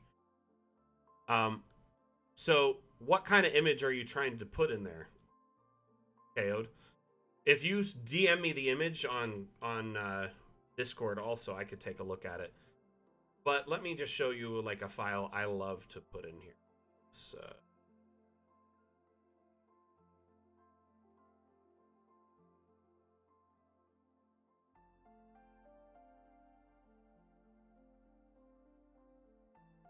And honestly, I mean, a magic lantern would only be really used in a very like low light environment, like at night or like in a dark room where they blotted out all the light, covered the windows, because they're lighting this with a candle, back in the day. So it really depended on having a very low light environment. So keep that in mind when you're using this. Probably a good idea to, use it in low light, or turn off the lights in a room or turn off the lights in the map.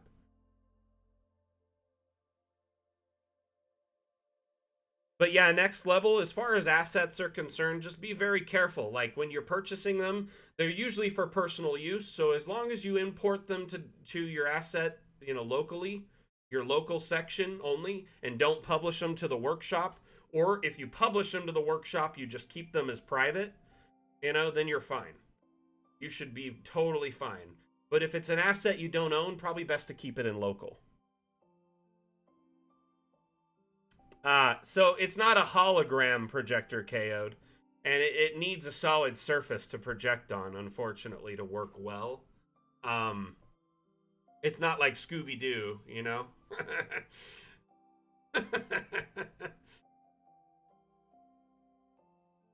Where is it? I thought it was in here.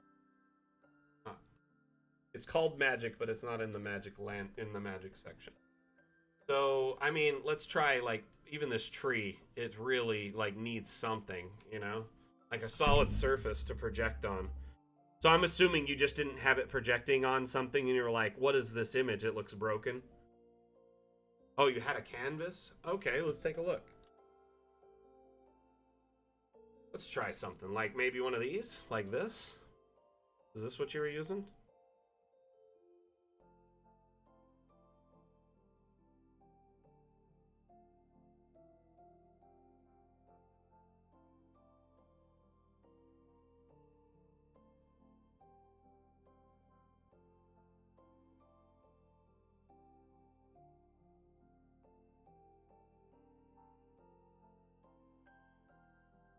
I guarantee you, like, if you bought a bundle, it probably has STL, OBJ. If they have any color to them, they're more than likely the two files I mentioned, FBX or GLTF.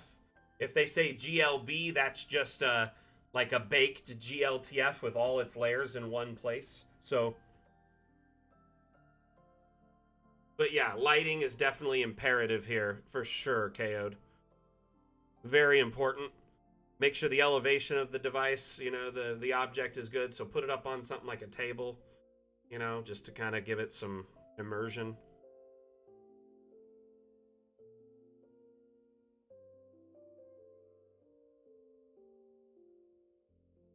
I hope I help at least at least one person per stream.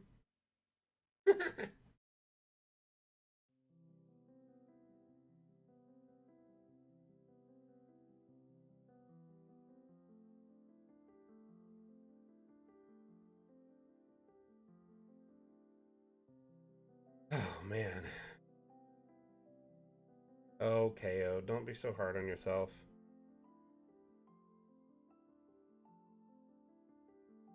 Oh yeah, this is a beautiful asset though. It's fantastic.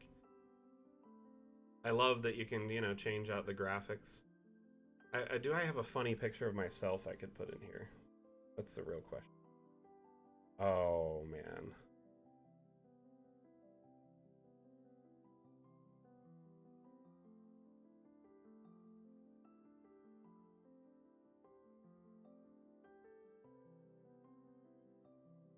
Hmm.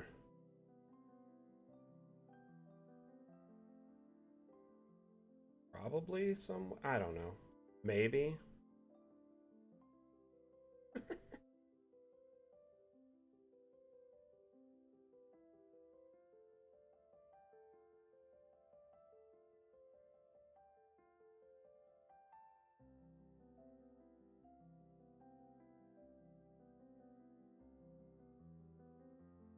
Never mind. I thought I did, but I guess I didn't. I have it backed up somewhere.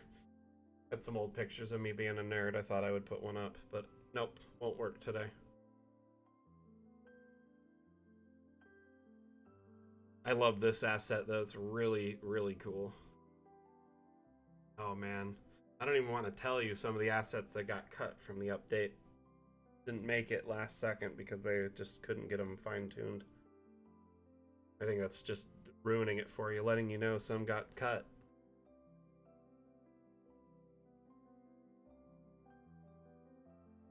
You know what? I do have a picture of Seymour in my phone.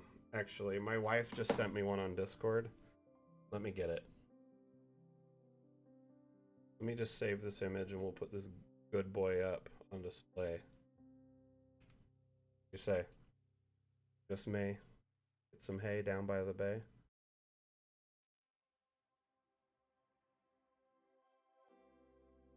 Okay.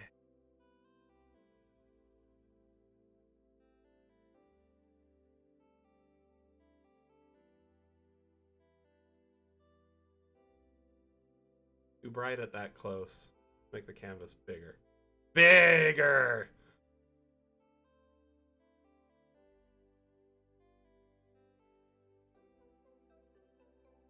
That's pretty darn cute.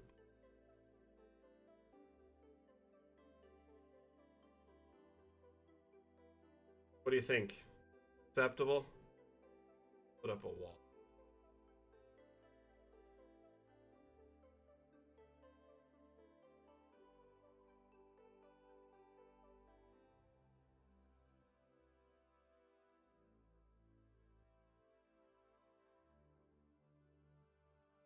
And today's slideshow is just a good boy. Wow. Really sharp, actually.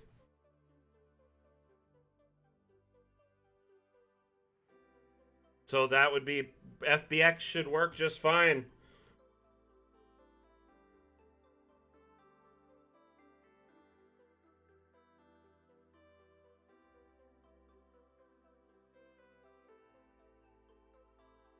Like, that looks really good. Like, really crisp.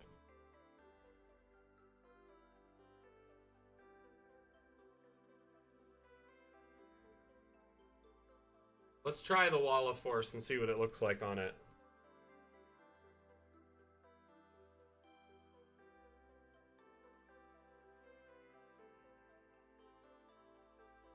First things first, I'm gonna make it, like, clear. It almost looks like a moving picture when I do that. You really only see the image behind it, if I'm being honest here. But it does kind of look like a hologram.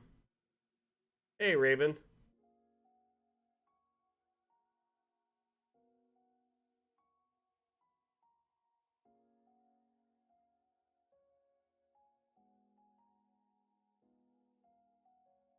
It is pretty cool. I like it when we find stuff like this on stream. It always makes me happy.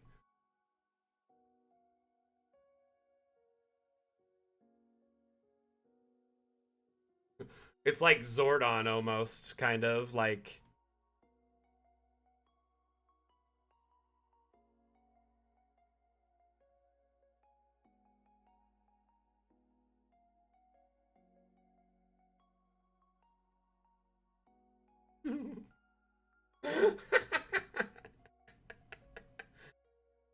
It looks good. I like it. For sure. Give it a little... Mystical dog provides wisdom. You know what? Now I just want him to come in here. Hold on. Let me get it.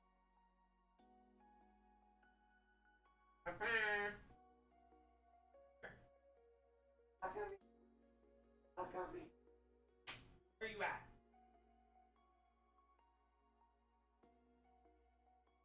Oh.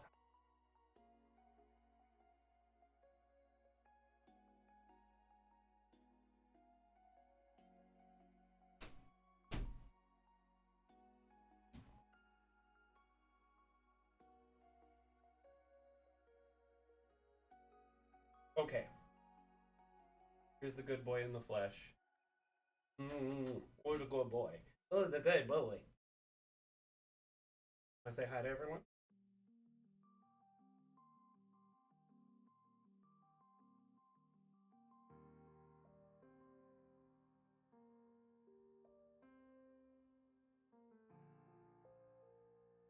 Hey, the good.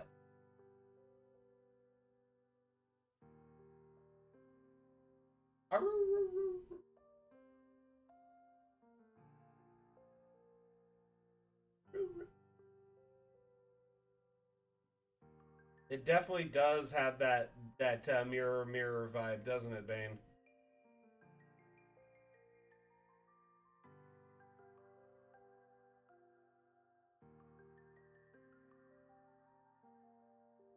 Oh my god, oh my goodness, oh my goodness. Crazy. Bringing him a snack.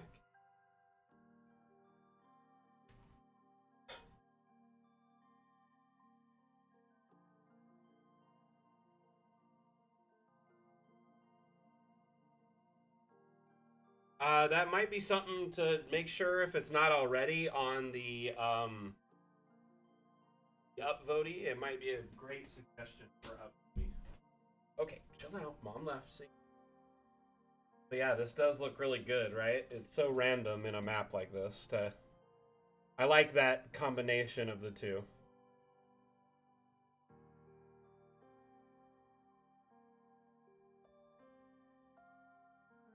Very neat. So this here is it's an object called a wall of force that we just put in front of the image.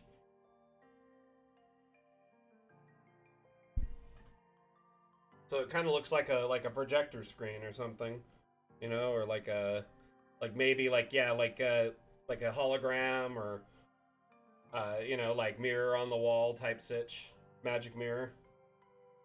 We only just figured this out moments ago, Bren, so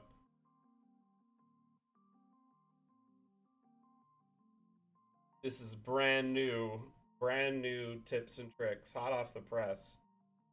By the way, I just noticed we're only 5 viewers away from doing a giveaway. So if any of you, you know, maybe just shout us out and to your friends and family or Discords, social networks, whatever. We could get 5 more people in here. We will be doing a giveaway on today's stream. Rad fantabulistic. Because that is a free copy of Dungeon Alchemist just sitting there waiting to be given to someone in the crowd. Then definitely upvote it and leave your voice, your feedback there. You know, and if it's something viable and voted enough, then they will likely do it. Okay, Papa. I'm gonna go back to my... Go with that. I'm gonna keep you. I'm gonna stay here. We're just gonna look at you on the screen while you sit on my lap and has to adore you. Sound good?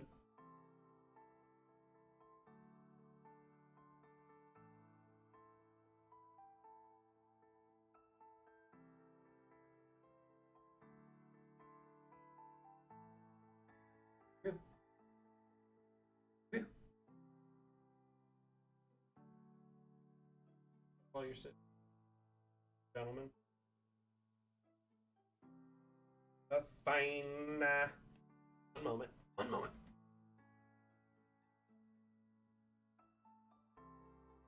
Oh.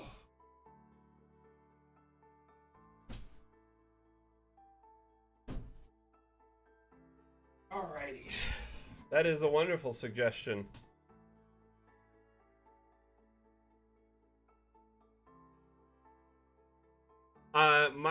The lovely Mrs. Mack is actually sculpting a Seymour right now, so I'm sure with time we'll get one.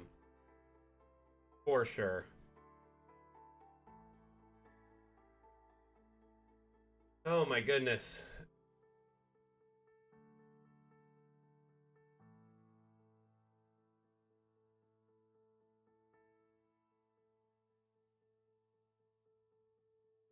Yeah, we talked about that on the stream, actually, Stellar. On last Saturday's stream when Carl was present, our lead developer, and he mentioned... Got rid of the goodest boy. Didn't even realize it. He mentioned that... basically, and I said, you know, I would love to have an invisible light source or a light source attached to tokens. And he mentioned that now that we have 3D asset import, anyone who is clever enough with Blender could probably import an invisible light source right now. From my understanding, that should be supported relatively soon, at least by the community, invisible or floating light sources, because it's just a matter of creating, you know, I guess, an effect of some sort that's a floating 3D effect and importing it into your local, you know, map using the asset importer. But no one has done that yet. I don't know how to do it personally. I'm not quite skilled enough to do it, so I'm hoping somebody else can do it. But he also mentioned they plan to offer that at some point, as well as some tools to help along the way with like VTT light features, but this would be down the road, you know, stuff that certain things like fog of war, or, you know, like locking the map, or DM only mode, so it's like only, you know, or player mode, so things don't get moved around, etc. But that is, you know, down the road after we leave early access type stuff.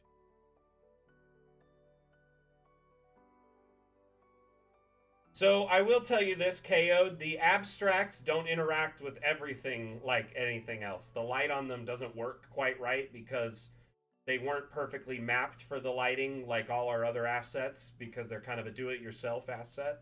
So it's probably not the best to use in that case.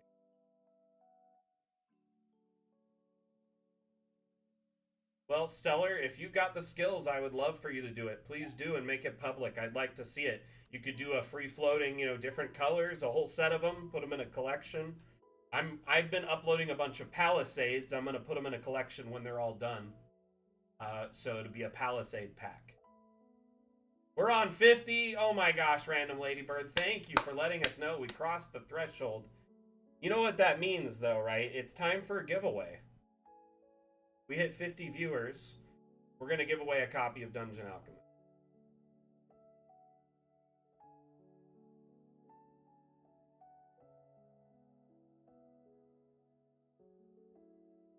Give me one moment to set that up. I just want to say thank you for everyone being here and supporting the stream today, putting us over the threshold here for the giveaway. We're going to give away a Dungeon Alchemist Steam key.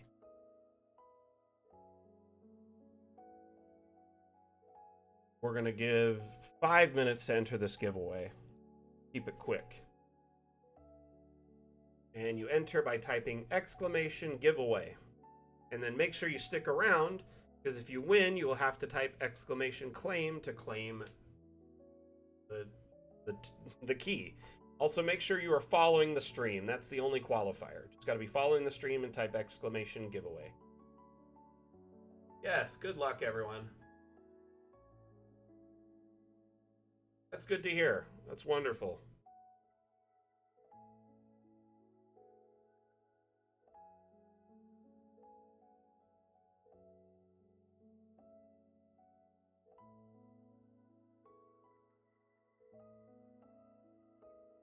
Of course, Parsival, you can give it to your friends, family member, the DM you love, and, you know, the DM that runs your campaign, whatever.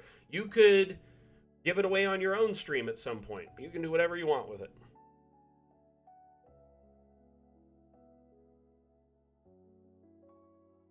Rev, you're in here. How you doing, buddy?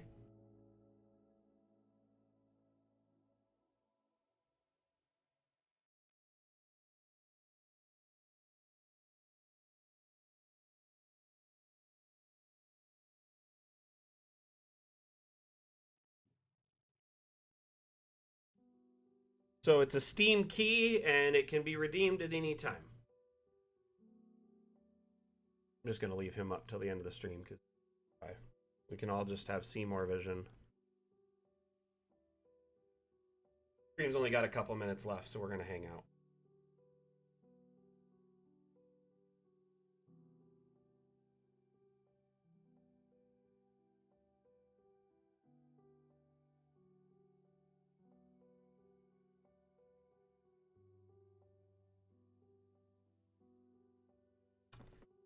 Oh my goodness, another flash flood warning. Okay, so it's crazy. I prepped for like the hurricane, which was hitting the West Coast. Ended up being more like a tropical storm, like a heavy rainstorm here. Not that bad, mostly just flooded down by the strip. Okay, this last night there was like monsoon level rainstorm that dwarfed that tropical storm, flooded the strip. It was raining so hard last night, like so hard.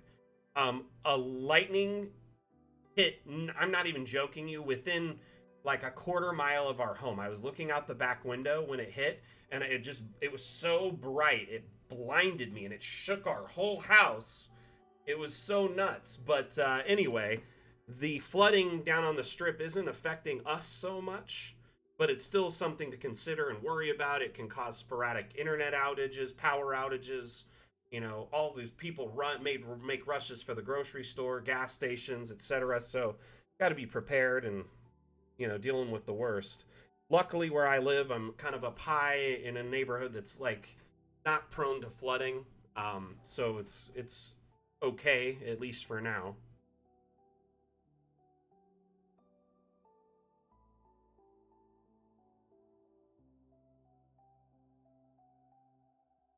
He is a good-looking doggo, right?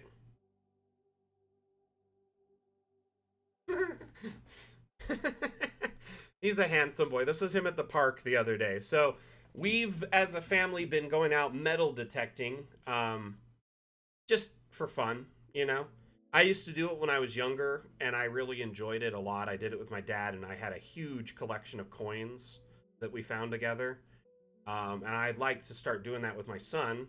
Nevada also, you know, is really well known for silver and gold, so we're hoping, you know, maybe to get lucky someday out there in the wilderness metal detecting, but who knows. We're going to do a little bit of panning as well. I used to do that when I was younger. But we've been starting to get out more as a family, and we got the doggo with us. It's fun to just go up the trails and check stuff out. I've been good, Lumber. How you been doing? What you been up to?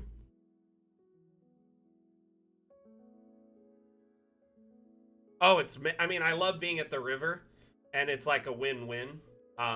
You know, like you can just chill out by the water. It's a nice and cool activity, and if you find some gold, you get paid to just chill out by the river. You know, that's the win there. So, like I'm not doing it for anything crazy. Like I'm not trying to get rich being a prospector or anything. It's mostly just for fun to spend time with my family, and if we find anything neat, we do. You know, that's cool. Mostly just to get time together. Okay, Quellscar, congratulations. You have won the code, but you gotta claim it really quickly in the next minute. There you go. Congratulations.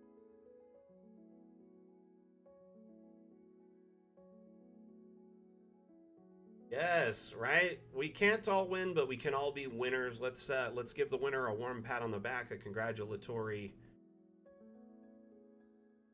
you know, congratulations there. Sorry, I lost my train of thought. And then we will give them that code here momentarily.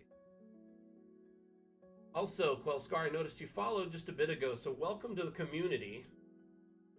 Hope you're enjoying it so far.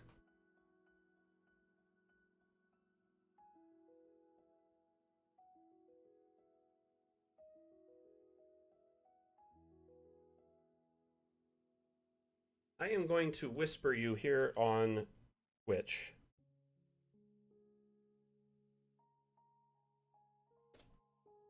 Well, Scar, I just sent you a first whisper. Give me just one moment. I'm going to issue you a key. Okay?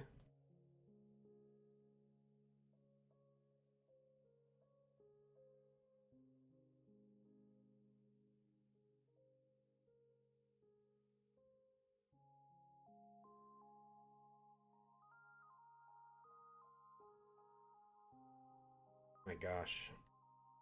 You know what? One thing I messed up. We got people here and we need to talk about it.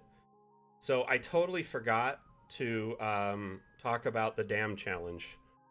Our new dam challenge is the treasury, by the way. So we're going to use the name of... Nice. Yeah, Zex is cool. I catch his streams once in a while. Great supporter of Dungeon Alchemist. Really appreciate his continued support. Well, their continued support, I should say. Let's see here.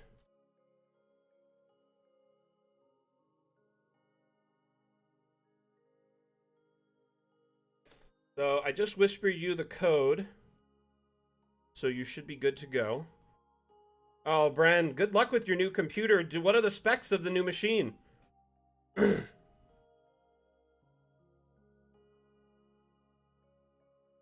And Quell, can you just confirm in chat that you got the key so everyone in chat knows that you got it?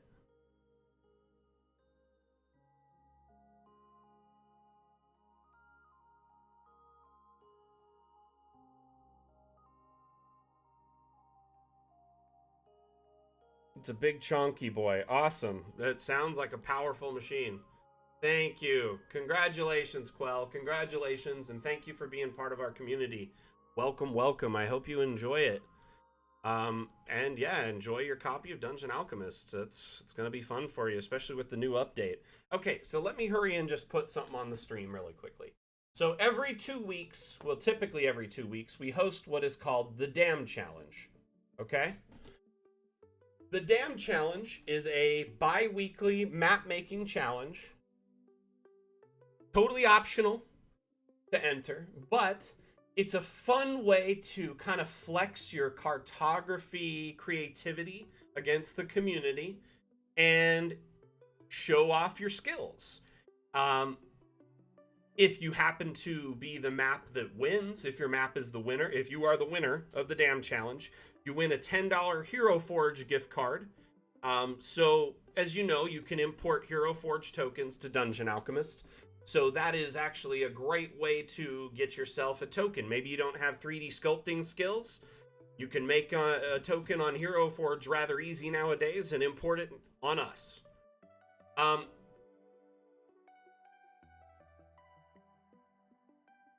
You're struggling with the Hero Forge import, Bren. Oh no, we may have to do a support ticket on in our Discord or something that we can walk you through it and try and help you. But I will ask, Have the tokens been purchased as 3D digital, not 3D printable, not 3D STL? So it needs to be a 3D digital token that you have purchased. If you haven't purchased the token, it won't import into Dungeon Alchemist because Hero Forge requires you purchase it before it exports and works in other programs. But if it is that would nail it and solve your problem right away. So, no. So the paid sub gives you... So they have 2 tiers of paid sub. Their higher tier gives you like a pack of tokens every month and then some credits, if I'm not mistaken, like 5 credits a month. So those credits, if you have the higher tier, you could use the credits to buy tokens you create and then import them. So the ones you get for free, like I've gotten a bunch of free packs that they gave me there's some different ones, you know, like these cyber vigilantes, you know, they just gave me those. I have some ghosts down here as well somewhere, some spirits. I got those in a pack. Those were included as well. So those tokens that they give you in the monthly packs will automatically import, but ones you create, you have to purchase as a 3D digital using either one of your monthly 5 tokens as your monthly pack, or you have to purchase them individually for like $8, you know, with RL money, before they will export from Hero Forge and work in DA. Anyway, so the Damn Challenge theme is the Treasury, named after our current update that we just released 2 days ago. So using that theme as inspiration, make a map of any shape or size. That's it. That's the only rules. And then you just have to submit it to our Discord in the Damn Challenge section before the timer runs out. So I post a post in there after today's stream that gives you the time stamp, and it's dated to your local time zone if you look at it in Discord, and it tells you you have till this time to submit your map in this channel. You also have to put the map on the workshop and share the link of the map from the workshop in the post. That way it's on the workshop, it's easy for me to download and look at and whatnot. Anyway, if your map is the winner, it's the first map shown on the stream, you get a $10 Hero Forge gift card, plus we showcase other entrants throughout that stream. So typically we only show Damn Challenge maps the whole stream. It's a great way to have your map shown on the stream, get your work showcased, and not to mention, the amount of creativity that comes out in these challenges is crazy. Some of the coolest, most interesting, even like smallest, most interesting maps you've ever seen have been made and submitted in the Damn Challenge. I'm so excited to get it back up and running because it's been down for the last few weeks while we've been prepping for the update. So now we're back into it. It's Damn Challenge time. So again, thank you everyone for being here. Remember to check out our Discord if you are interested in entering the Damn Challenge. Moment here. There is our Discord link. So you can follow that and should get you into our server. Yeah, I will, Thelgor. I got to do a little bit of work, housekeeping, and then I will enjoy my weekend. But, okay, cool. So there is a link for our Discord. I'm going to just drop a couple other shameless links for our socials really quick. If you have a Twitter, Facebook, Insta, anything like that, TikTok, whatever's your poison for social networking, maybe check us out.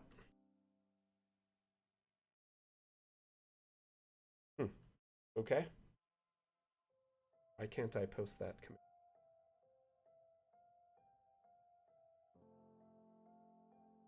That is so weird. Broken. Oh, it says it's on cooldown. Okay, whatever. Anyway.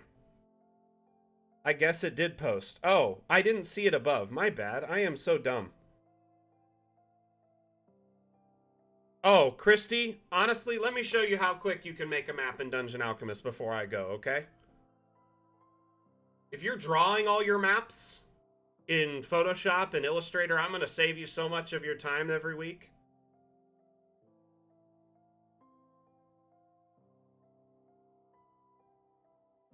That's the beauty of this update, Russo. You can use your own custom imported assets and assets from the treasury.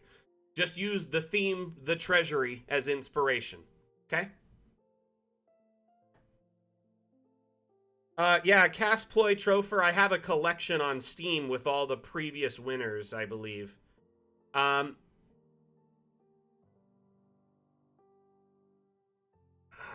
me a minute here. I gotta find that. Okay. So, Christy, go ahead and let's look at this map here. I'm gonna set up a map, and you and I will build it together. Okay. So I want you to pick a terrain, anything but dark parchment. Dark parchment's usually reserved for like the interiors of a building. You don't want them to see the outsides of or any outside environment at all. So pick one of these environments here, and we'll move on from there. We'll make a map together. And if you don't want to do this, I don't mean to put you on the spot. Okay, so with caves, you either have solid rock, which allows you to carve the cave system by hand, which is very quick, or you can go even quicker, use our AI to generate a cave system in just a few clicks. So I want to show you how our AI works if you're interested. But like you could do a cave system here. You have vegetation types, so you could do a regular cave, empty cave, crystal cave, or glowing mushroom.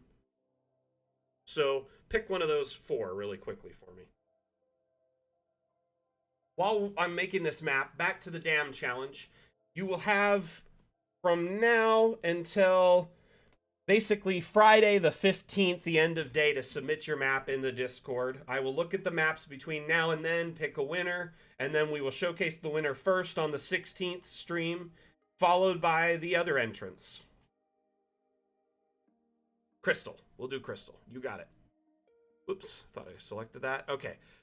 Do you want like a river running through the cave by chance? Anything like that?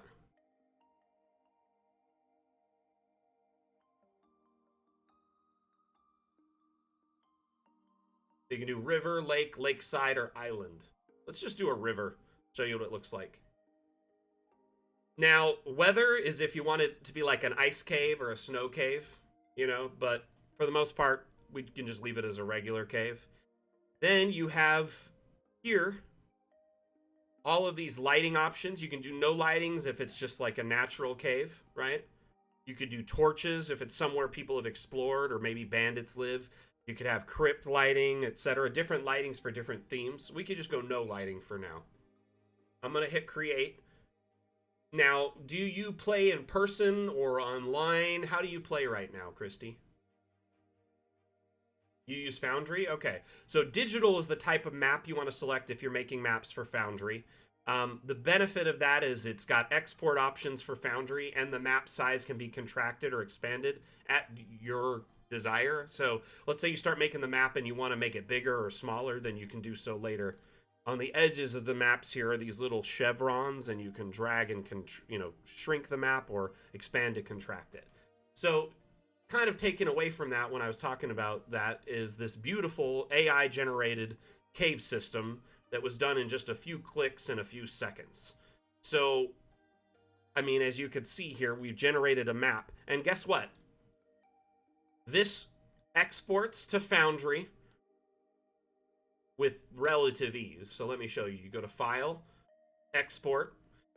We're going to go select Foundry as our export option. So you can export it as a still image, or we have video options for animated maps. So you could just do a simple MP4, low quality MP4,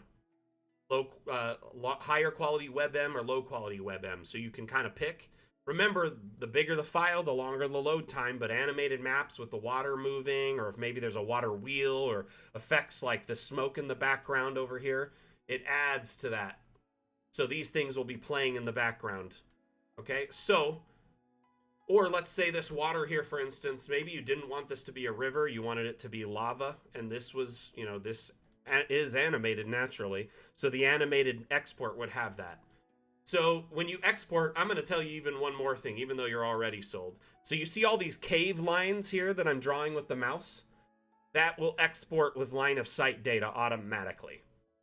So it'll generate an LOS wall pattern for you. So it generates the walls automatically within Foundry. So your players can navigate those spaces, and it generates line of sight data for them automatically. So when you export a map from for Foundry, whether it's an image or a video, when you export, it'll export with either the image file or the video file, and then an associated JSON file for Foundry. So you click this up in the top right, it says VTT import guidelines here, and it gives you step-by-step instructions for importing to Foundry. So you create a new scene in Foundry, name it the name of the scene, import the data, that's for the JSON file, and then you go to configure and you set a background layer, a background image layer as the map. So that would either be the video or the image file, and you're good to go. Takes a few clicks. And the benefit of the AI, let's say your players are kind of, they play it fast and loose, and a lot of your preparations go down the drain because they're always throwing you curveballs by being like, hey, we want to go to this place that you totally didn't plan for, or they jump through this portal randomly, or they go deeper into the cave. So here's the thing. Dungeon Alchemist allows you to quickly generate those environments like that, as you saw. So let's say, oh, we want to go visit, you know, someone in the forest, or maybe we want to go to, oh, this hellscape you told us about that we have this one-way portal to. We want to go check it out. You're like, oh gosh, I don't have that map made. Well, guess what? You can go in here and go to Skeletal Plains, make it hills. Let's give it a lava lake and generate it. You know, I mean, that's the cool thing about Dungeon Alchemist is it allows you to make maps in a snap, or you can roll up your sleeves and spend all of your free time making maps that are intricate and detailed.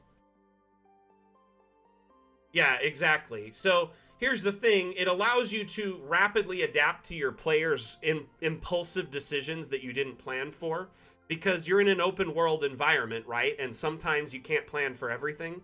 So say, hey, everyone take a bathroom break, and we'll get back to it. Everyone steps away. You rapidly generate a map, export it for Foundry, import it to Foundry. I'm talking 3 minutes in and out. You could make a new map in less than that if you needed to. If you already have Foundry open and Dungeon Alchemist open, oh yeah. So the AI cannot generate multi-level buildings at this time, but you can definitely generate them by hand. Oh, most definitely. Let me show you some examples. And another benefit of Dungeon Alchemist is it comes with access to the Steam Workshop. We just added the ability to import 3D assets, but also for almost a year now, we've had the ability to import maps. So there's over 5,300 maps on the workshop that are completely free to download. So maybe you just want to find one that'll work for your needs. You don't even have to make the map. You can just find somebody else's work or customize it to fit your campaign. So this map here is a great example of multi-level, and it was just shared on the workshop this last week.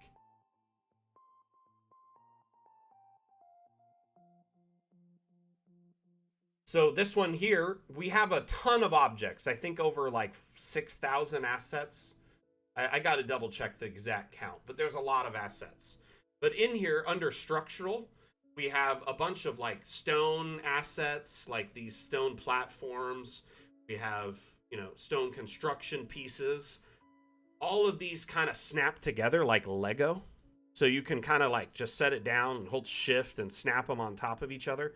As you can see, I'm just quickly making a barricade wall or multi-level structure.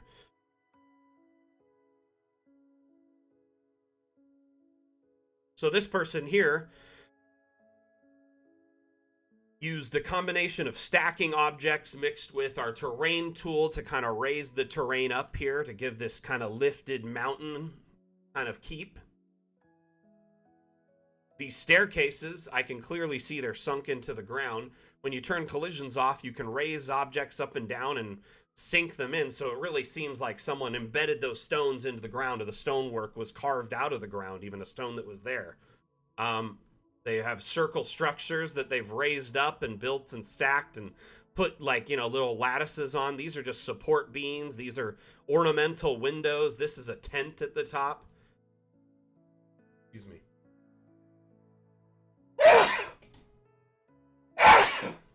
With all of these elements combined, using their cleverness, they've generated a very cool multi-level map.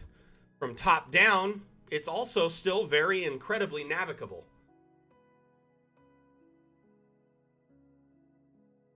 Yes, as long as it's not too large. You want to keep the files small, Christy. So we recommend keeping your files 25 megabytes or less, because every file you add to the map means that map is that much bigger and takes that much longer to load and render. Dungeon Alchemist is a 3D render engine that you build your maps in. Yeah, sorry my sneezes are so, like, next level. I apologize for scaring everyone out of their wits there.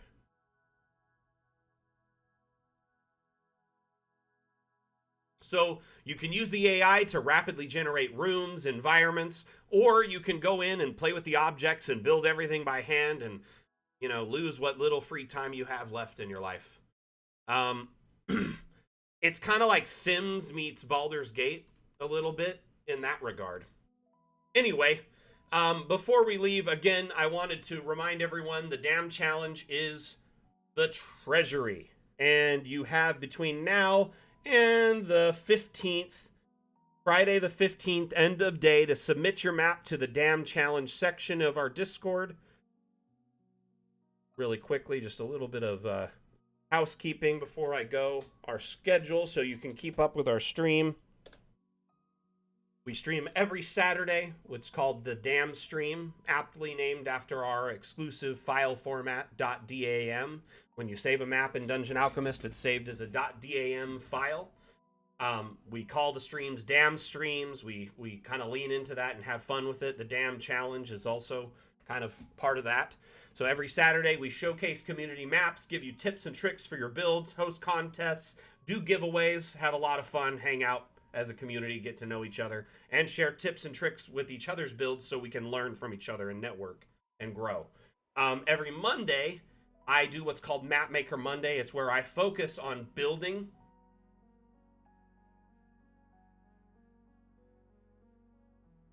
Yep, exactly. So let me show you an example of that, by the way, Chrissy. Or Christy, sorry.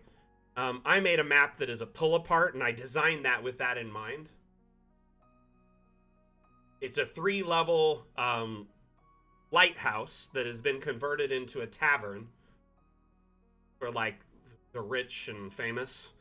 See here, I've got, like, a little waterfall on the edge, and then this is the top of the lighthouse where there's more of, like, a symbolic kind of flame going at all times for fun. And then I have this top, I've designed it, so I put all the objects on top of this top layer on this circle. So when I grab it, it pulls off in a single piece. So that's layer 1. So I could export this just with this on, and that's map with the top floor. Pull it off, delete it temporarily, right? Export as layer 2, right? There's floor 2. I can control Z at any time to undo that deletion so I can bring it all back. This one also, another layer is a pull apart. My lovely Mrs. Mac, she helped me make this second floor using custom objects we have called abstracts. So this is an abstract disc, and we took a picture of that circle floor from above on a green plane and then put it in a photo editor, and she cut out this section, making it blank PNG. So we imported it to make it look like a staircase there, like an opening. And then move it to the side. There's the lowest floor. So you could export this as floor 1, floor 2, floor 3. Each time it goes up, you know, you have a different floor for your players to interact with. And since you use Foundry, you could use a module like Monk's Active Tiles, for instance, right? And so when your players enter the door, it goes into floor 1, or if they go up the stairs, they're on floor 3, or if they're inside and go up, if they hit the stair in the second floor, it immediately goes to floor 2 as a new scene. So you can use modules to interactively go between those scenes very quickly. Don't let these make you feel inadequate. If anything, these streams are a great way to help you learn. It's the way to showcase what Dungeon Alchemist can do. So really, it only shows you what potential you have with Dungeon Alchemist in the future, okay? Everyone started at where you're at right now, a little nervous and, oh my gosh, can I actually do that? But a lot of people grow into this tool you know, and get it very quickly and start making crazy maps. And I made this map on stream on Mapmaker Monday, made it with the community so everyone could watch it being made live, right? So people learned how to do this live. Where that's the neat thing about it is I do these streams to help you learn about Dungeon Alchemist, educate yourself, learn tips and tricks from other members of our community or from myself. I can answer questions in real time. You could be building along with me and ask questions. You may be stuck on something or trying to figure something out. That's what I'm here for. So anytime you need help, you know, feel free to reach out on our Discord, ping me, or any of the socials, Twitter, whatever. I'm running that show there. If you ping our Discord or social, our Facebook, anywhere, I will try my best to answer your questions. I do my best to support our community, whether it's basic support stuff, or if you're a creator, a streamer, a content creator on YouTube, you need help with stuff, I do my best to try and attend streams, watch streams, support videos on you know, TikTok and YouTube, etc. I'm only one person though, so I can't do everything, but I do my best to support everyone and you know, help where I can. Anyway, I think I'm going to wrap up the stream here. We ran a little long. We usually end at about 2, but because we were talking turkey here and learning a lot about DA, I decided to continue talking. I really appreciate everyone being here and hanging out. You are the best damn community in the world. I just gotta say it. I love the damn fam. I love these streams. I love hanging out with y'all. And this week, with the launch of the new update, it just was even more fun hanging out and checking out all these new fun toys and tools. And, you know, it's just great being able to see your reactions, your feedback, your input after a couple of days of playing with it. You know, where are you at now? And so far it seems very positive, you know. Little negativity here and there's some things that we need to fine-tune from the update with some hot fixes, but that isn't construed as negativity, that's just feedback, right? But overall, I'd say we did really good on this update, I feel like. You know, as, you know, I'm not a developer, I'm the community manager, but I do feel like we did a great job on this update overall, and all of your feedback has seemed to reflect that, so I'm excited, you know, that the community is enjoying this update, and I'm excited to see how Asset Importer works for this community, because in just 2 days, we already have 200 plus assets on the workshop and climbing. I'm excited to see how our community grows with Asset Importer support and the Steam Workshop support backing it. It's only going to help us, you know, increase our creativity and the types of maps and biomes and aesthetics we can support when there's more assets on there. So thank you for anyone who is contributing, you know, and uploading assets to the workshop and sharing them. And everyone that contributed today, hung out in the stream and chat, you know, asked questions, lurked, whether you're just, you know, just getting Dungeon Alchemist today or you've owned it, you know, since our Kickstarter. Thank you for your support. We will see you next time. I give a damn. Back out.